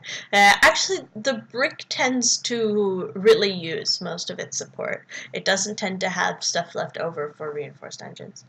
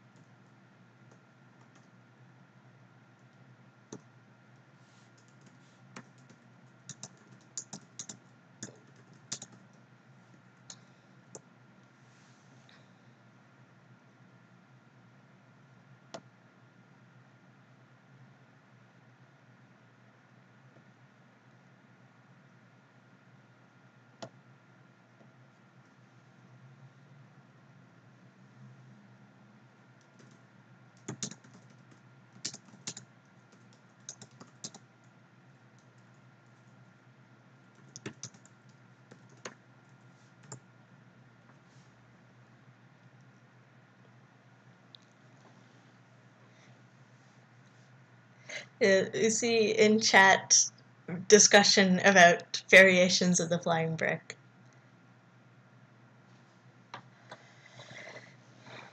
So Malthusis is going to take a break from streaming after this run, so we're currently arranging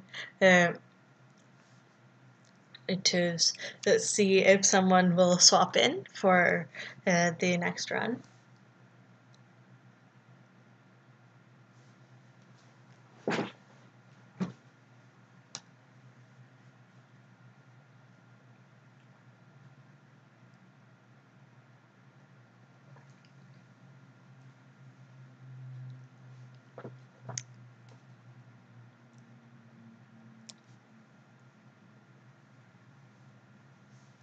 Looks like more is going to swap in. So I will set that up now.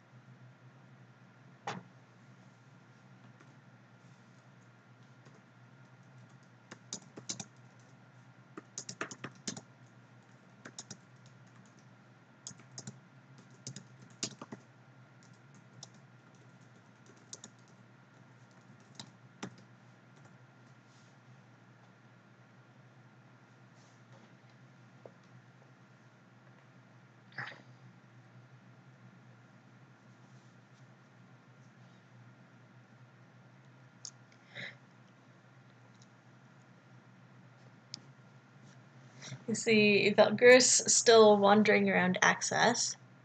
Mort said that the surface exit is quite far from the command exit, so it's not that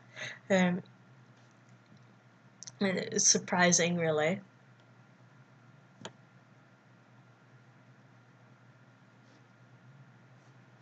I am going to start changing names and stuff in preparation for a stream swap.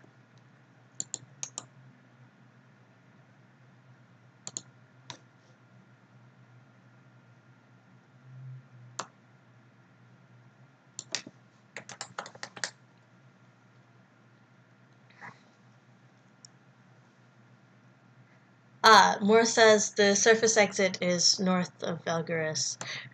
Everyone went the wrong way at first. Yeah, see you around, Magi.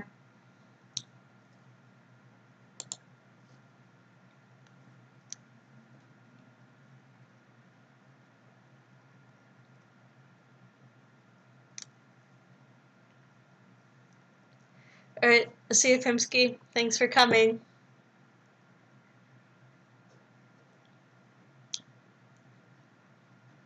Ooh, Valgyrus got quite hot.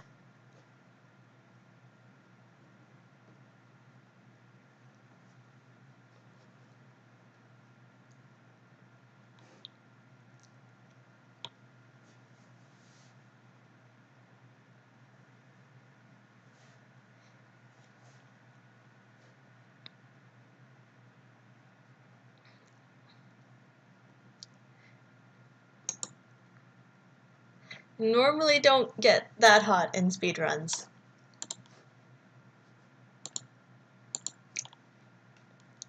That might have been system corruption, not sure.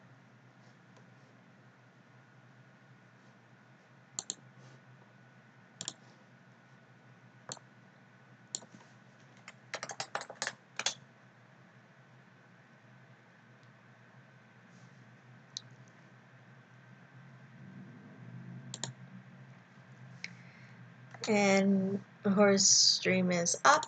Yes. She does play ASCII, but we still have all the item names, and all the robot colors are the same, so it shouldn't be too hard to read. If there are any questions, let me know in chat because I can read the ASCII just fine.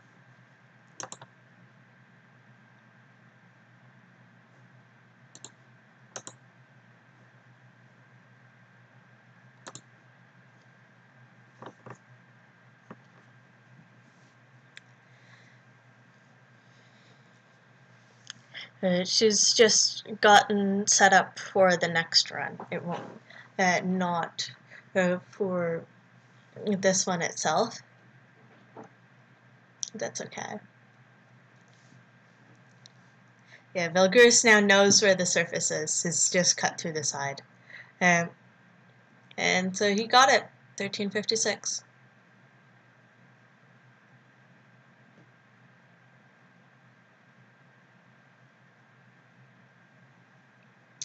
Hello, little Spike.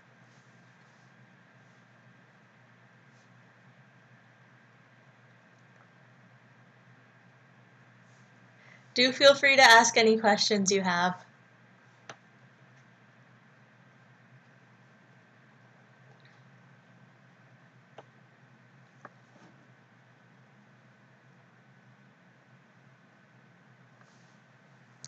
And now that Valguris is done, we'll take out the time to beat no longer applies because the run's over.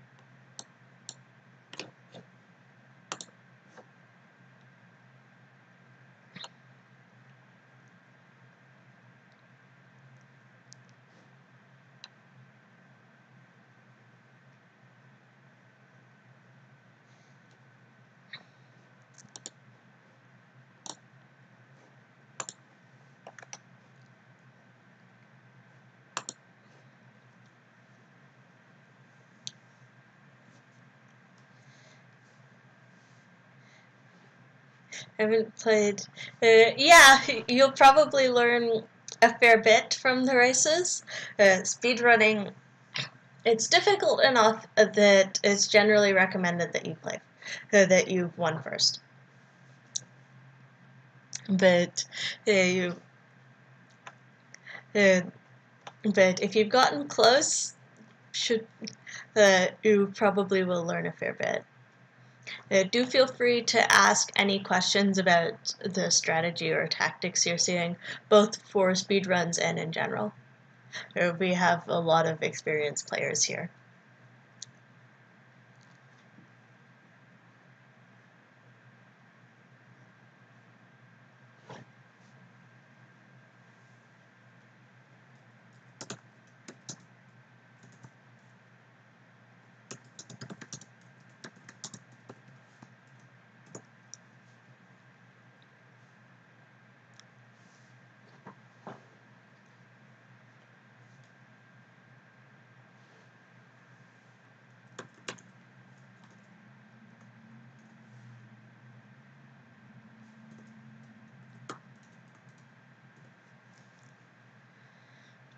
We are just getting the next run set up with the seed and everything.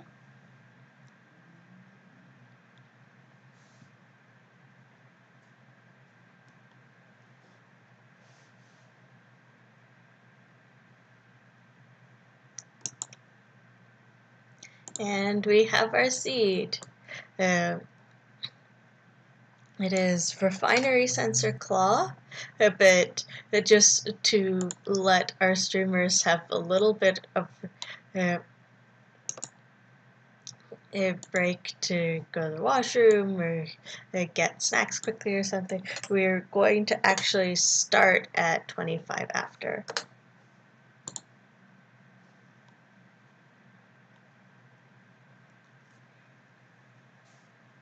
The people can get all their setup done now.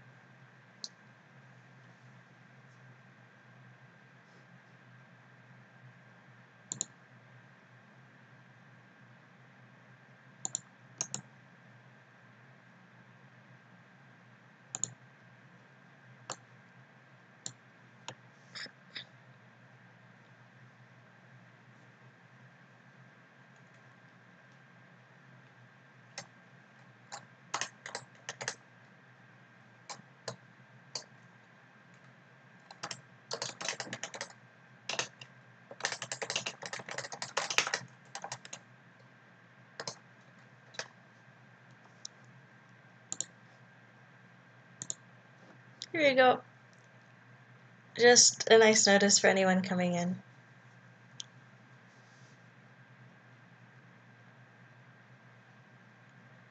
Yeah, Cartesian, you keep running the races, and so you can't watch them.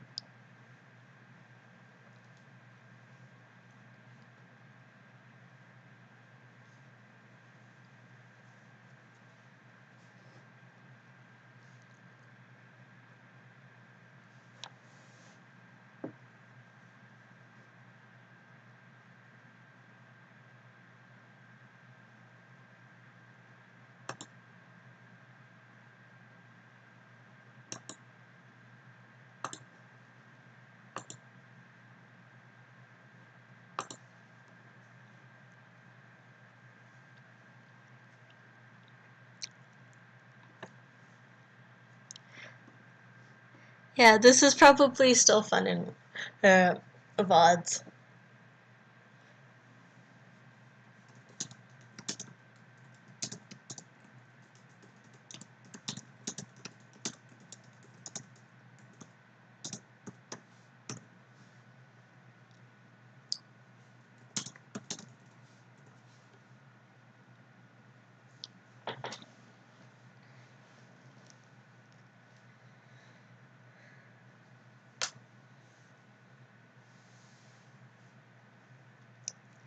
So Mora switched to tiles, says it's fine for either. Tiles are a bit more readable to new players.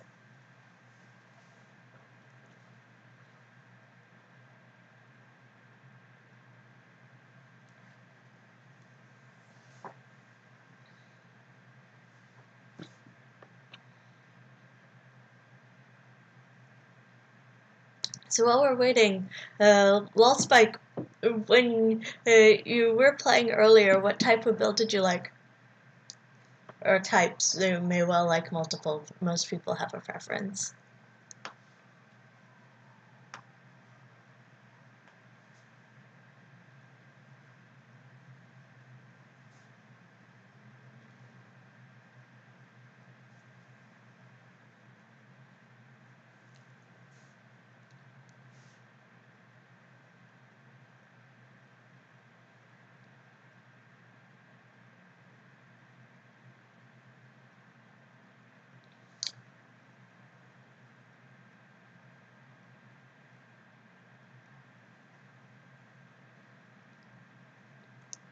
We are also seeing if we might have another racer from another person from the Discord join in this last race.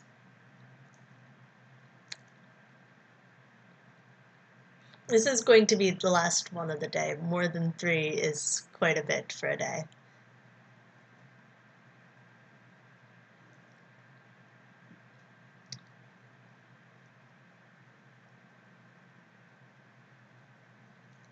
You liked hover builds a lot. That's actually really interesting. Hover is often considered fairly tricky because the early hovers are difficult, and also it's not clear whether you should be attempting to stealth or to fight. But there is definitely some interest in it, and we've recently been discussing propulsion and how to use it and such over in Armchair Robotics posts. So do feel free to join in those as well as watching here. And yet we've started, everyone's off. And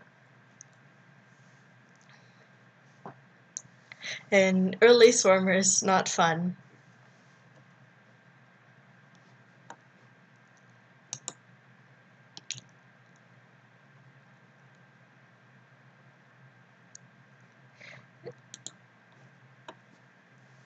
Hello, Heavy Risk, how are you?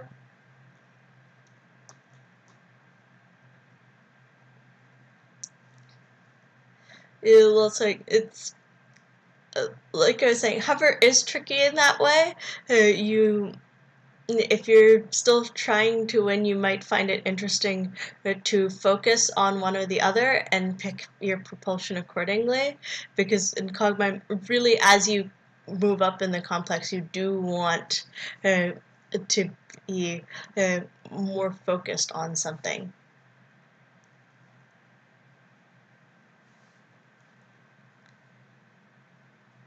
Harriet says race strats are crazy. In some ways they are, yeah. It's more you're optimizing for a different thing. And so what might be crazy in, you know, trying to just win or trying to get a particular ending or trying to learn about some area of the complex or so forth isn't so crazy in speedrunning. Wars reached -9, 87 turns.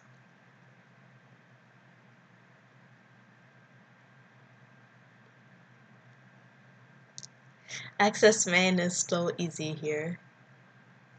You don't really need hackware to do it. More does have a signal interpreter, which will identify exits and prevent accidental caves. Thesis has reached -8 in 65 turns. Quite nice. As has Valguris. No, Valguris reached -9 in 65 turns, silly me.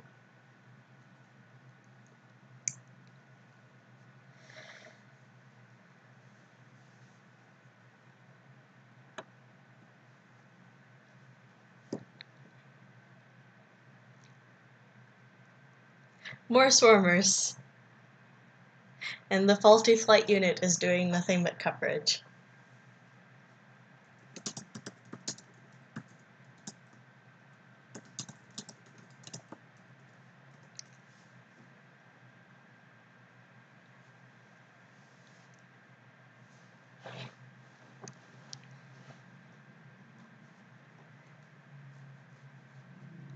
Valguris has found some flight, which is useful. Her is still on core hover.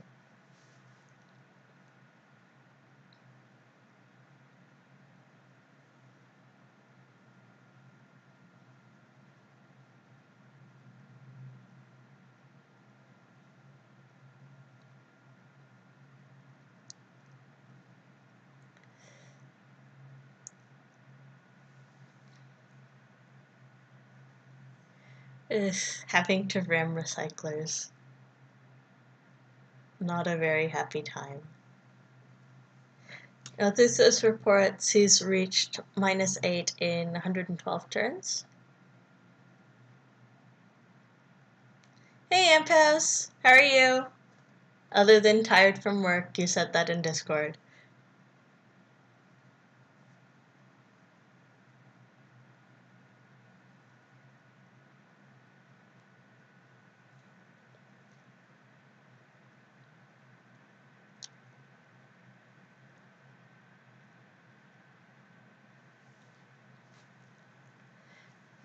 So let's see. Gurus has reached -8, 113 turns. Moore's reached factory in 241 turns.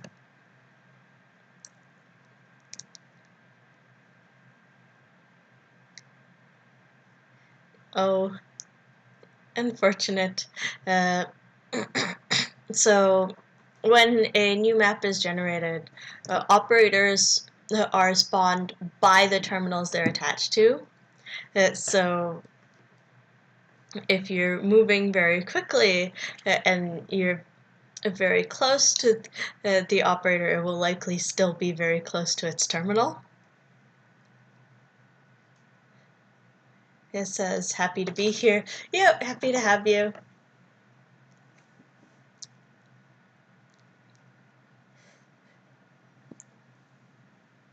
The races are definitely interesting to watch.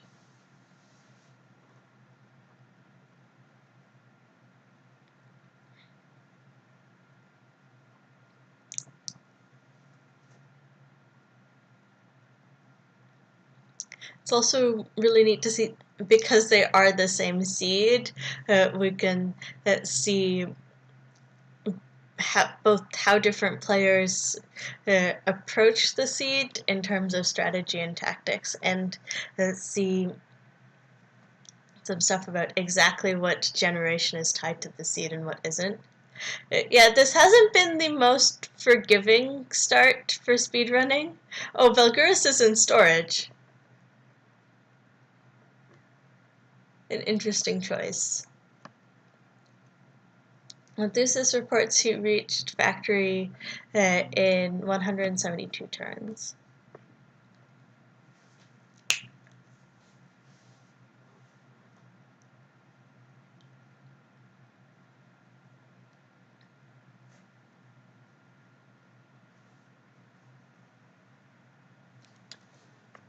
Yeah, storage not generally speedrun friendly.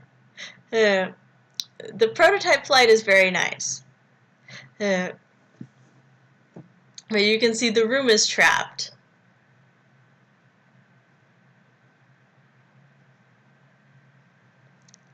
And it's also going to be energy hungry.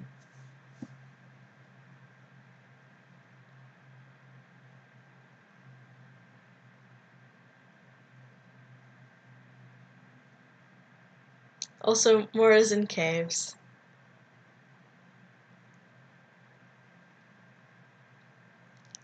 Imagine if Felgurus takes the shortcut. He might very well, because it would skip him a factory level. And while recycling generally isn't good, the things it does that are bad you care about less in speedrunning. Also, Mora's just lost her signal interpreter to a thief, and is now being pursued by another thief, but she has absolutely no parts on, so it's not doing very much. Oh, just killing them. Okay. Yeah, it's very nice prototype flight. Those will probably serve him a long time.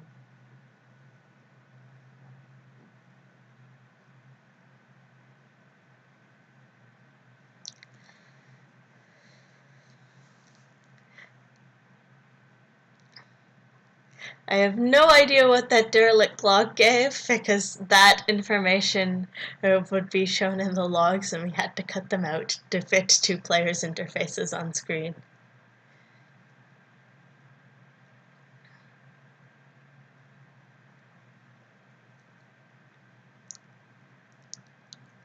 At least Mora has wings now. That's helpful.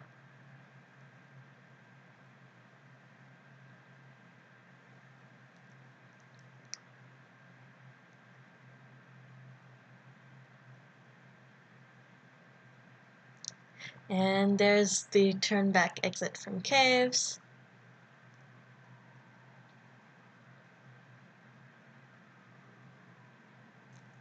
Yeah, Felgurus is learning why storage sucks for flight indeed. It's very, very enemy dense. The map generation is quite similar to materials, which makes it harder to avoid the enemies.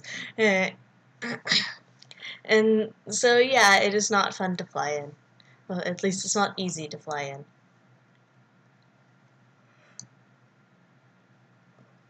in. It can often be useful in more regular runs to go in as combat in order to get flight units, but and save them for later, but actually flying in it is worse. And Elgers did take recycling and got the achievement for it. Recycling, you don't normally take it in regular runs because it raises your alert and it skips a floor that you could have otherwise used to get better parts. And on top of that, it forces you to skip a cave reward as well. And in regular runs, you want the cave rewards. In speed runs, you don't really care. For the cave rewards, you weren't going to get them anyway, and you weren't going to get like that much better parts out of a floor. And so it makes much more sense to take recycling.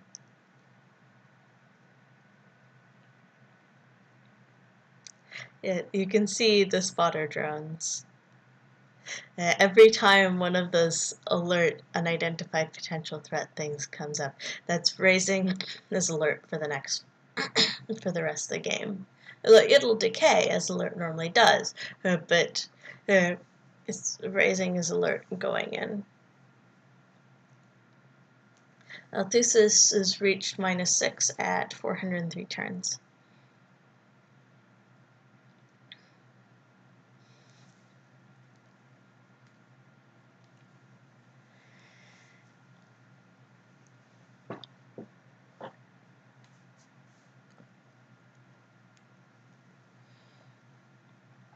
Also, Valguris is very low on energy right now. That's the thing about running 4 fast flight units.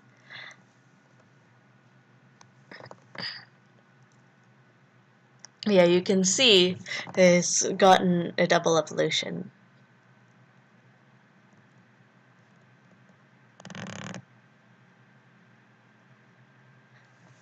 It's precisely because he skipped a floor.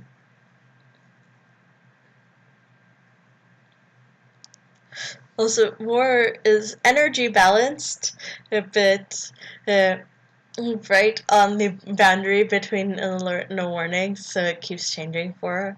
She's also doing the extension dash, which we saw earlier. Yes, going to the next, any map change does fully restore energy and resets your heat down to 0. The reasoning being that also the same reason that enemies can't follow you is that there's like some long tunnel series between maps, and you've and in there you not only lose the enemies, you have a time to wait and restore that. Yeah, Horror's dashing through extension. Yeah, because you know exactly where the exit is, and it's very quick to fly there and avoid most of the threats. If you've been to extension before enough to know the exit layout, it's extremely predictable. You just fly straight along the bottom, and you can look. You can either try to open up that terminal as she did, or just dash for the unguarded exit.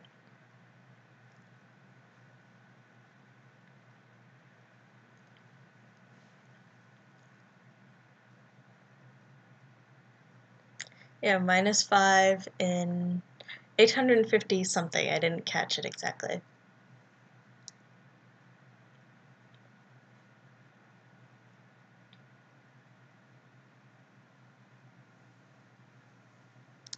So I wouldn't do that unless I really hated my current factory floor.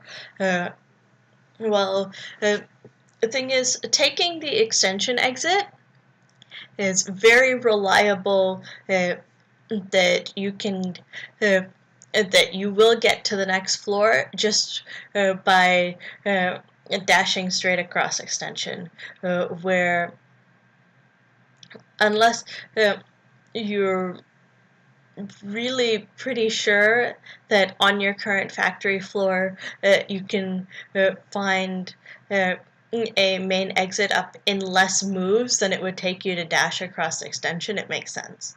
And extension is not really that long, especially not if you're flying.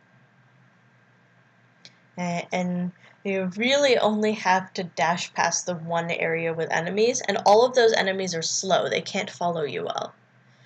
Unlike in factory, where you may well see swarmers and patrolling programmers and other relatively fast enemies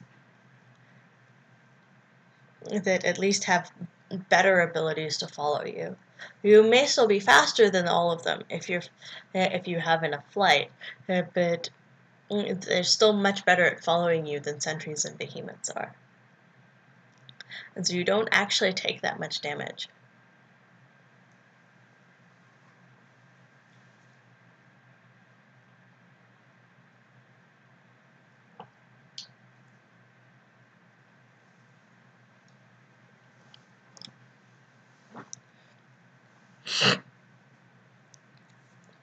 In fact, we've also had runners pretty regularly take research branch exits on purpose for the same reason. That once you're familiar with them, the exit layout is very predictable and it's not that far away. And if you are just looking to get out and not necessarily looking to loot the area, you don't have to take very much damage.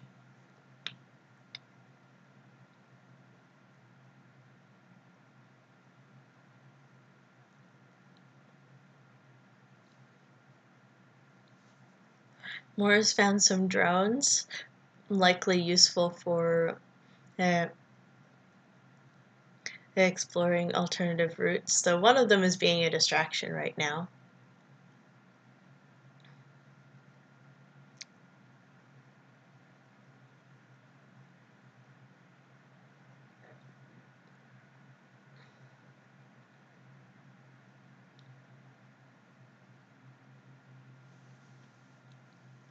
And she's being chased by programmers, so.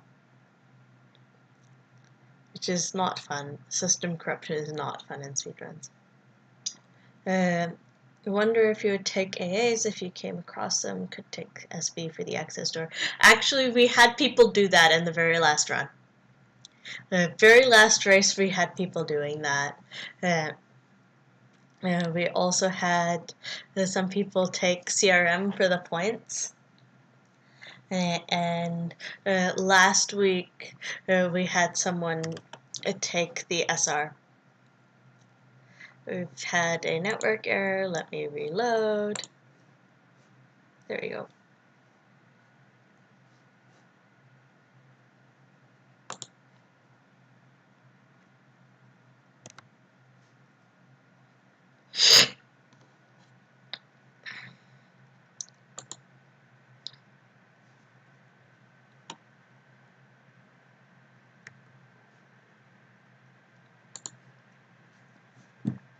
Algorithms is now -5, 345 turns. What are those from Wallspike?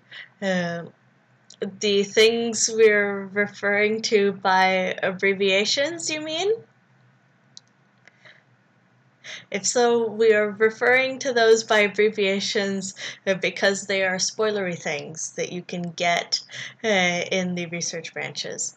I advise you to see them for yourself.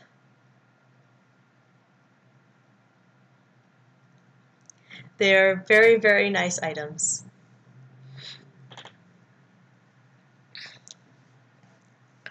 Malthusas has also reached -5, 658 turns.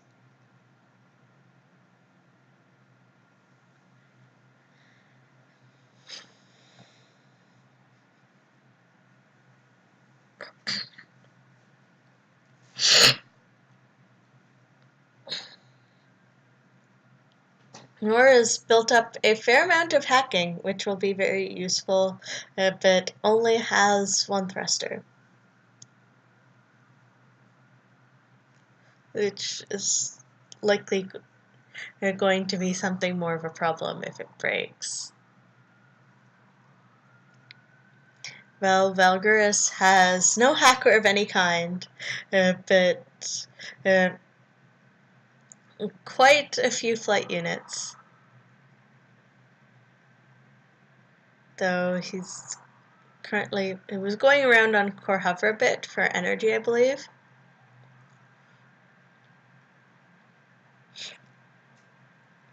Yeah, his pace is pretty good. Spike says, I know of things, but not really familiar with all the uses and applications. Yeah, that's pretty understandable.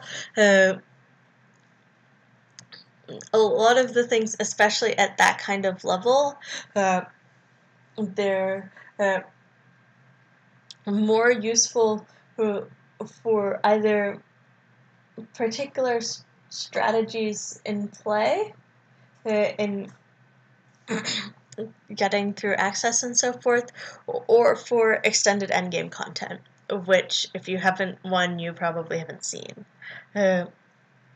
Especially the AAs. A lot of them, their purposes might, they might be good broadly, but they're a lot of them really do shine in the extended game. And so until you see extended game or learn about it, a bunch about it by lore and so forth, it will be less clear why these are good.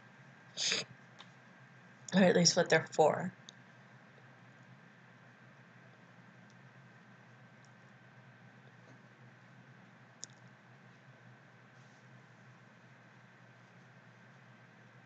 Okay, if you've seen a bit from other streams, that might give you some ideas. Moore has reached research 1,207 turns.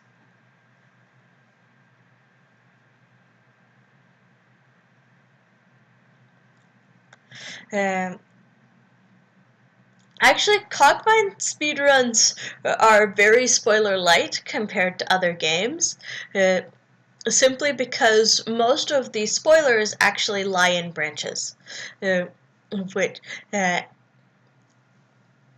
are not your straight up path that's actually most interesting to speedrun. Like, sure, okay, you do sometimes go into branches, like more is in either quarantine or testing right now, because she got that exit quickly and it was fast, but she's not really going to loot the area that heavily. Likewise, we saw with extension, it's you just dash through, and yeah, because the spoilers are mostly concentrated in the side areas that you don't actually need to go to win, it's not too bad spoiler-wise to be watching speedruns. In fact, I'm playing spoiler-free, and I can still comment this specifically because of that. Where in a lot of other games you could never have someone who was playing spoiler-free comment until they'd literally seen everything.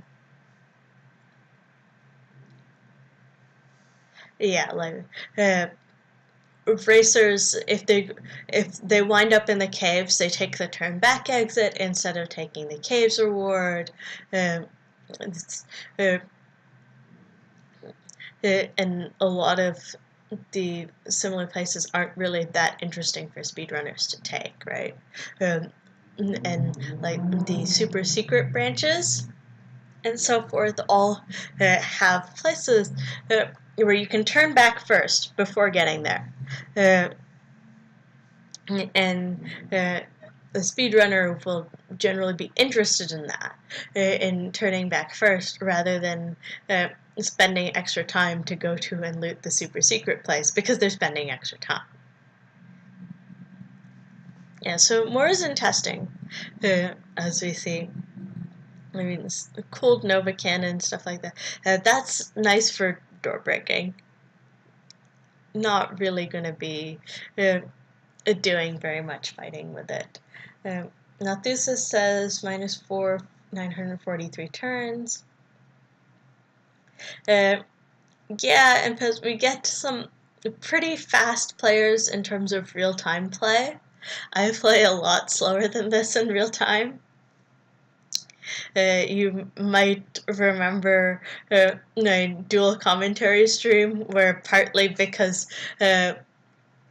of doing fairly complicated farming and partly because of responding to chat, uh, uh, we spent also a lot of talking because there's two commentators.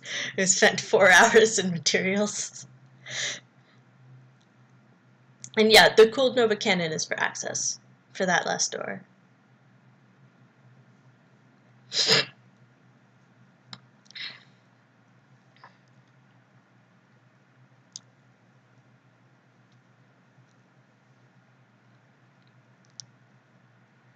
Although, if she keeps her hackware, she might be pretty able to do the hacking way out. And possibly bust through that door as the backup if hackware fails. Is now in -2, 1,394 turns.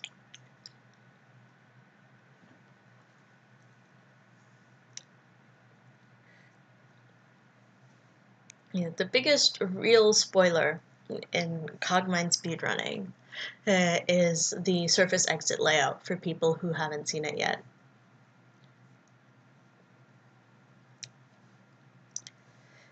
Thesis reports -3, 1,068 turns. Yeah, just with speedrunning, especially since we have players who we pretty reliably have somebody win in each race, that the surface exit is going to get shown on stream. Yeah, hacking saves a lot of turns in late game, especially research is a maze. Access is somewhat less of a maze, but it's huge and there's only one exit. The only one exit that directly takes you where you want to go, unlike every other floor has at least 3. I believe that like materials and factory, it's always you have at least 4 main exits, and then in research it drops to 3. At least this is saying. Also, I have plus 13.5 energy move on flight, and that bothers me. Which, yeah, that's a lot of engine compared to how many thrusters you have. Usually you're not doing that unless you have like force fields you're actively using, and even then generally not. Uh, even then you tend to, especially when flying, have a lot of storage and build up your energy for the force fields to use over time. Ouch, Moore's lost both thrusters. I think tried one on, it was faulty and it damaged her other thruster. That really sucks.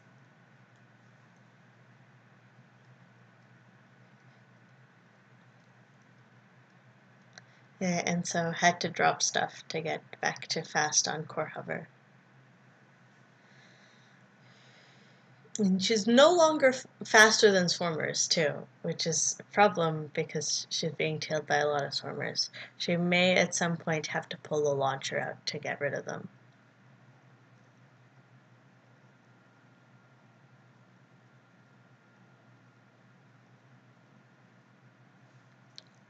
Valkyris is low energy, having to slow down because of it.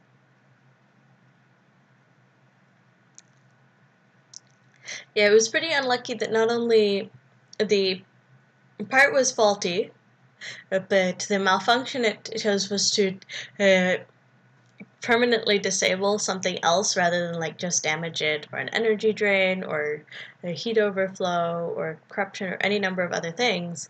And the part it chose to damage was her other thruster.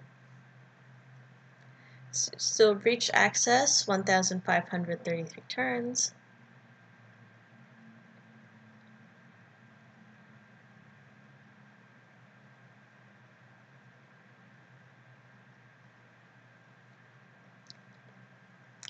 If she makes it to the surface exit prefab, she should be pretty good in terms of getting through it to the exit, because she has 2 weapons that are capable of breaking through, and she still has some hackware. She's been losing some of it, unfortunately, which is not really helping her.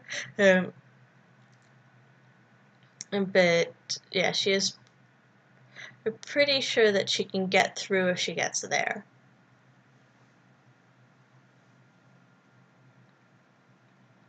She's losing a lot of her propulsion armor, though. That's worrying.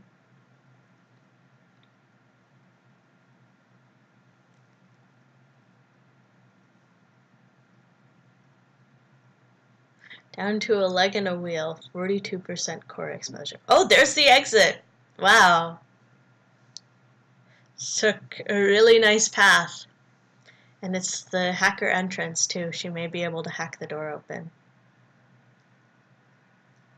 Or no, it's just gonna fire through it. That works, too.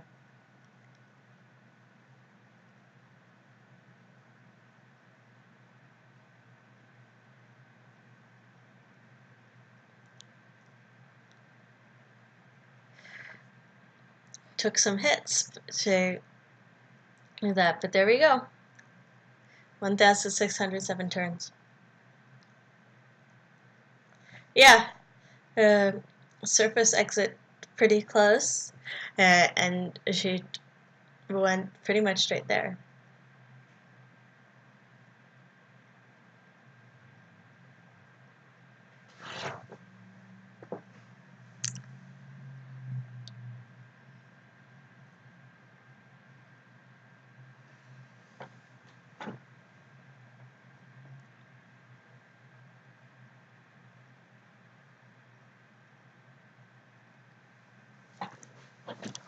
So, Lulspike, had you seen the surface exit before? Ampow's turn count was 1,606. Yeah, there you go. Hey, Moore. Nice run.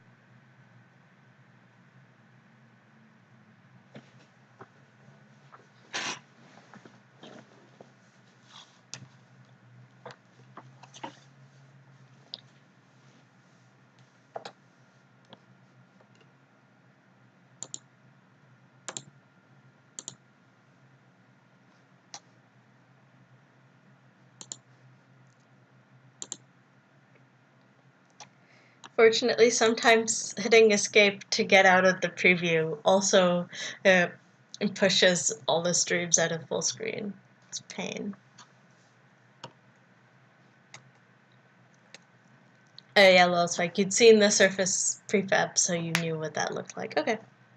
Just checking. Some people do see it for the first time on streams, and that's fine.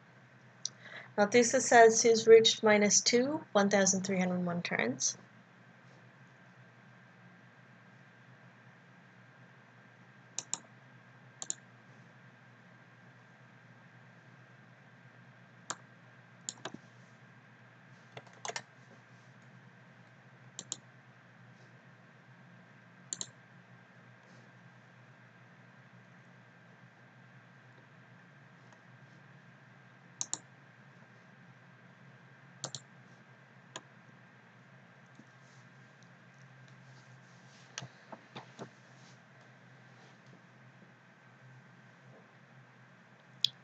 Yep, and the cooled Nova Cannon is a pretty good way through the surface exit prefab.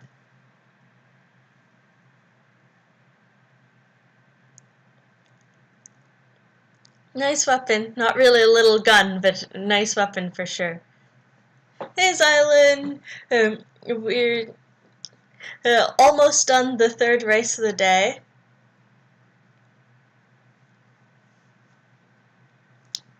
Moore has already finished her run, which is why she's here in chat. Yeah, the races are going well. We've actually had several people swap in and out of the simulcasted streams here, so we've gotten several people on here instead of just two. For the future races, I would like to make that easier to set up, so that it doesn't take so long and iron out some technical stuff and not losing this the streams that I'm pulling from being full screen when I exit out of the full screen preview of what OBS is sending to be streamed out and stuff like that. Yeah, Velgris has a very low turn count for -2. Nothusa says he's hit access at 1,409 turns. Sunday was the speedrunning day last week. We haven't super settled on a date and time. Also, we might keep it varied rather than settling on one, so that people in different areas of the world or different schedules can all participate and watch actually on the stream rather than VODs. Yeah, Moore, you did have almost pacifist, except for those thieves. So probably, if you didn't wind up in the caves, you would have been able to do pacifist without too much issues.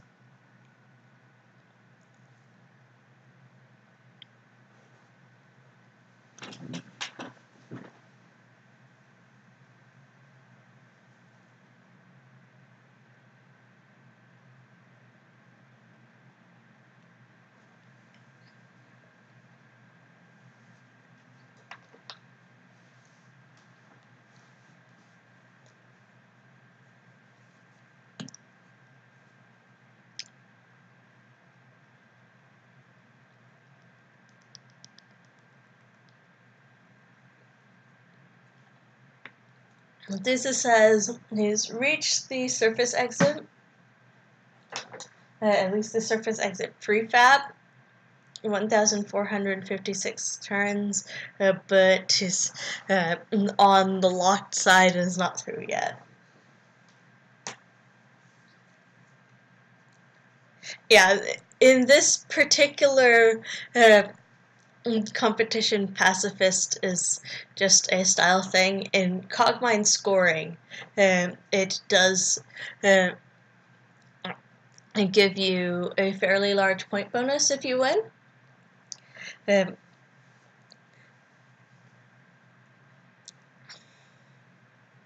yeah, for this competition, we're not doing any like special awards for pacifist or anything, and because it's by in-game turn count, ties are not likely at all. Valguris has gotten a bunch more flight.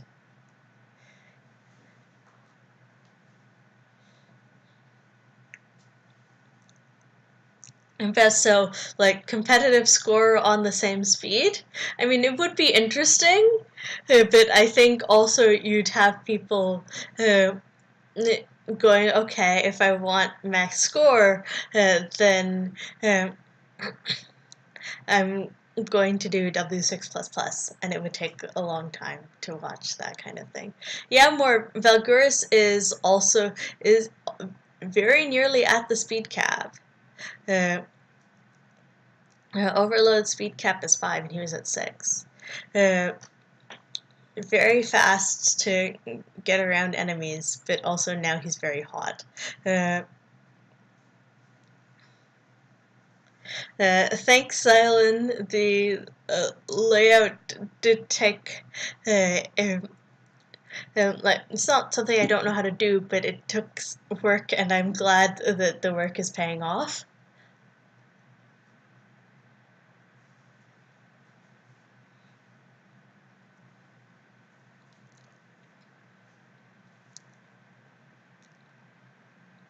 And yeah, Valguris' build is very good for speedrunning. He has the sensor plus signal interpreter combo, so you can properly sense enemies, as well as identifying exits. He's got armor, he's got terrain scanning with good processors for it. He's got structural scanning to see hidden doors.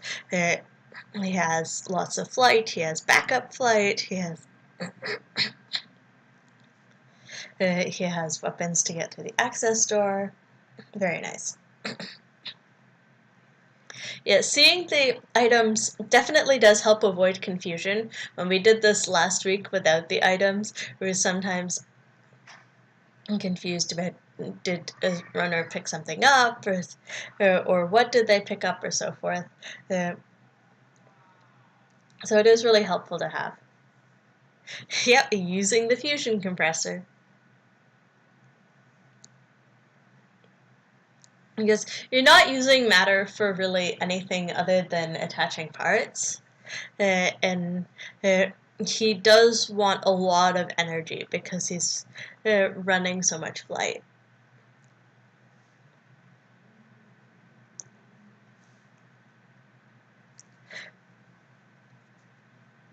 Depending on his support, it may make sense to just run more engines, but that's what he has.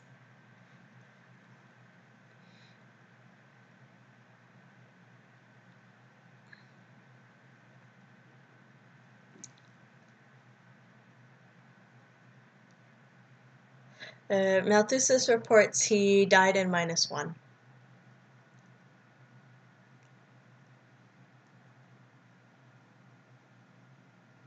So it's now down to seeing if Valguris beats Moore's time.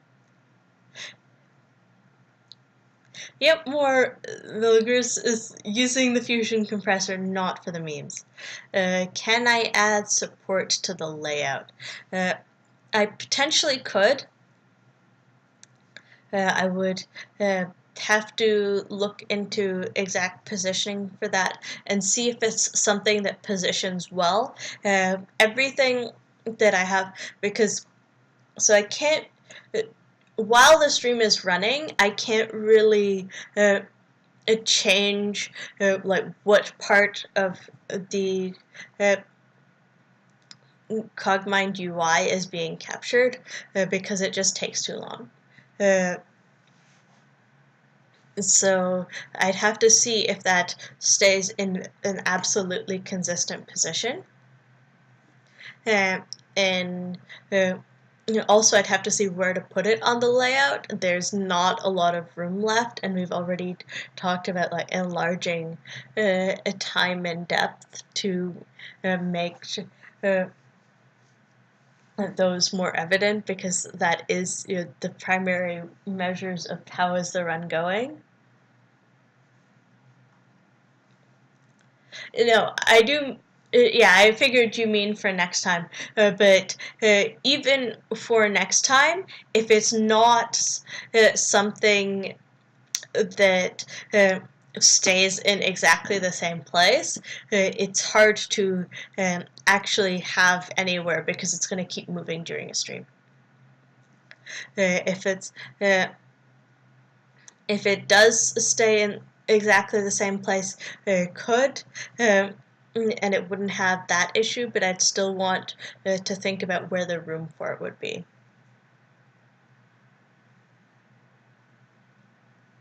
Because as you can see, I've used pretty much the entire space.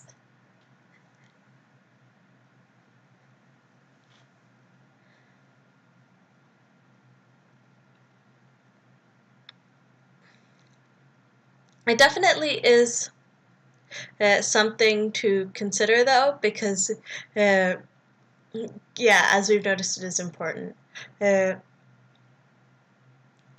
Yeah, support is like just in the header of the items. I do know where it sits in the UI. It's just I think that it moves around based on a little bit based on just how many digits are needed to show mass and support. Where all the stuff that we're seeing here, like where is the map and so forth, and where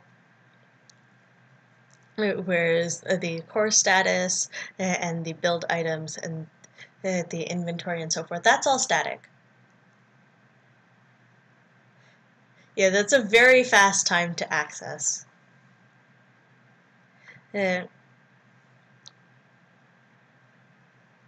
768 turns. Very nice.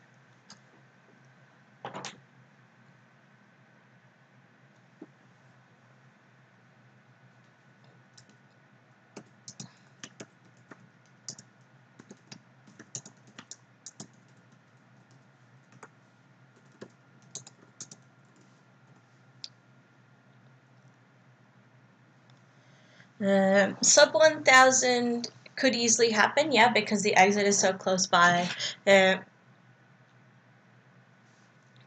More, is it 701 or is it 751? I thought ZXC was going for sub 750.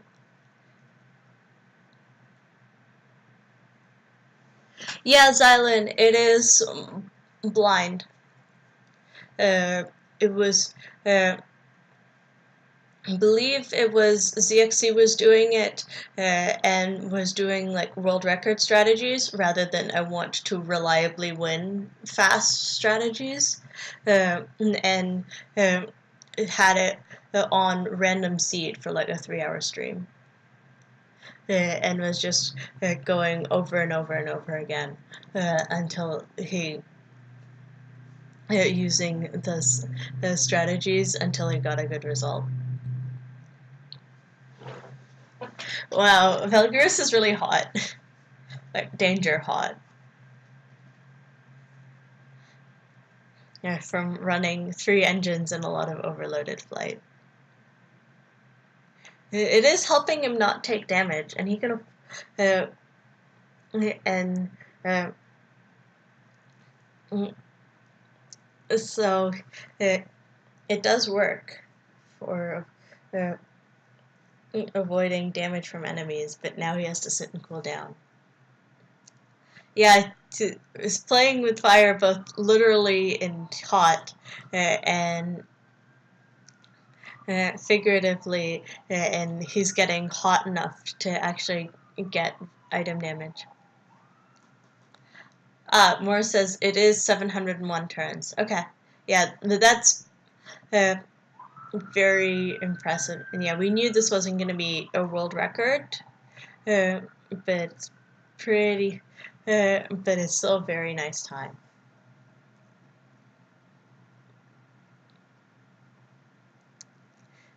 He's not even taking off the Nova Cannon. He's just dashing on overload to the exit because now he doesn't care if his parts get damaged. Critical heat while winning. 804 turns. Just over half Moore's time.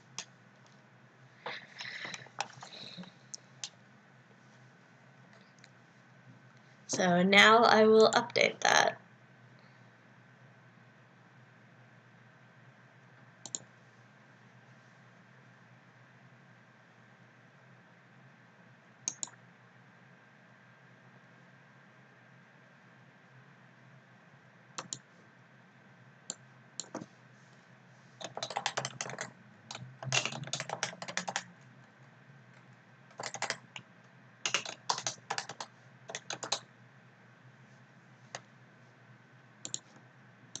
There we go.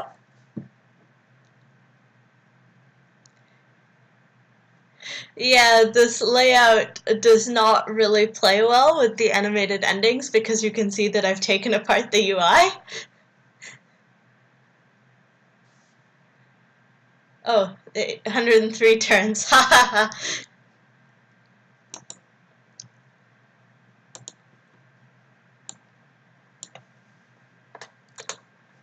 Which is exactly half Moore's time.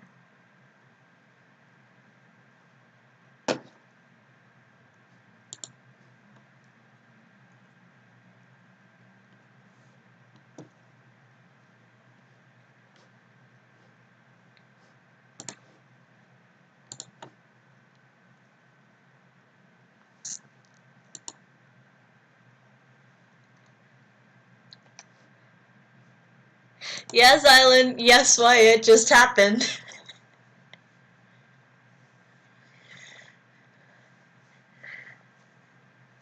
Although his stream keeps trying to reload. Offline.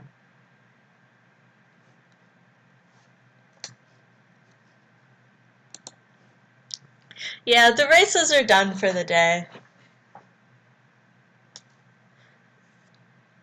And everyone's finished this run. So yeah, thanks everyone for coming to watch. Thanks to our racers for running. I hope everyone enjoyed.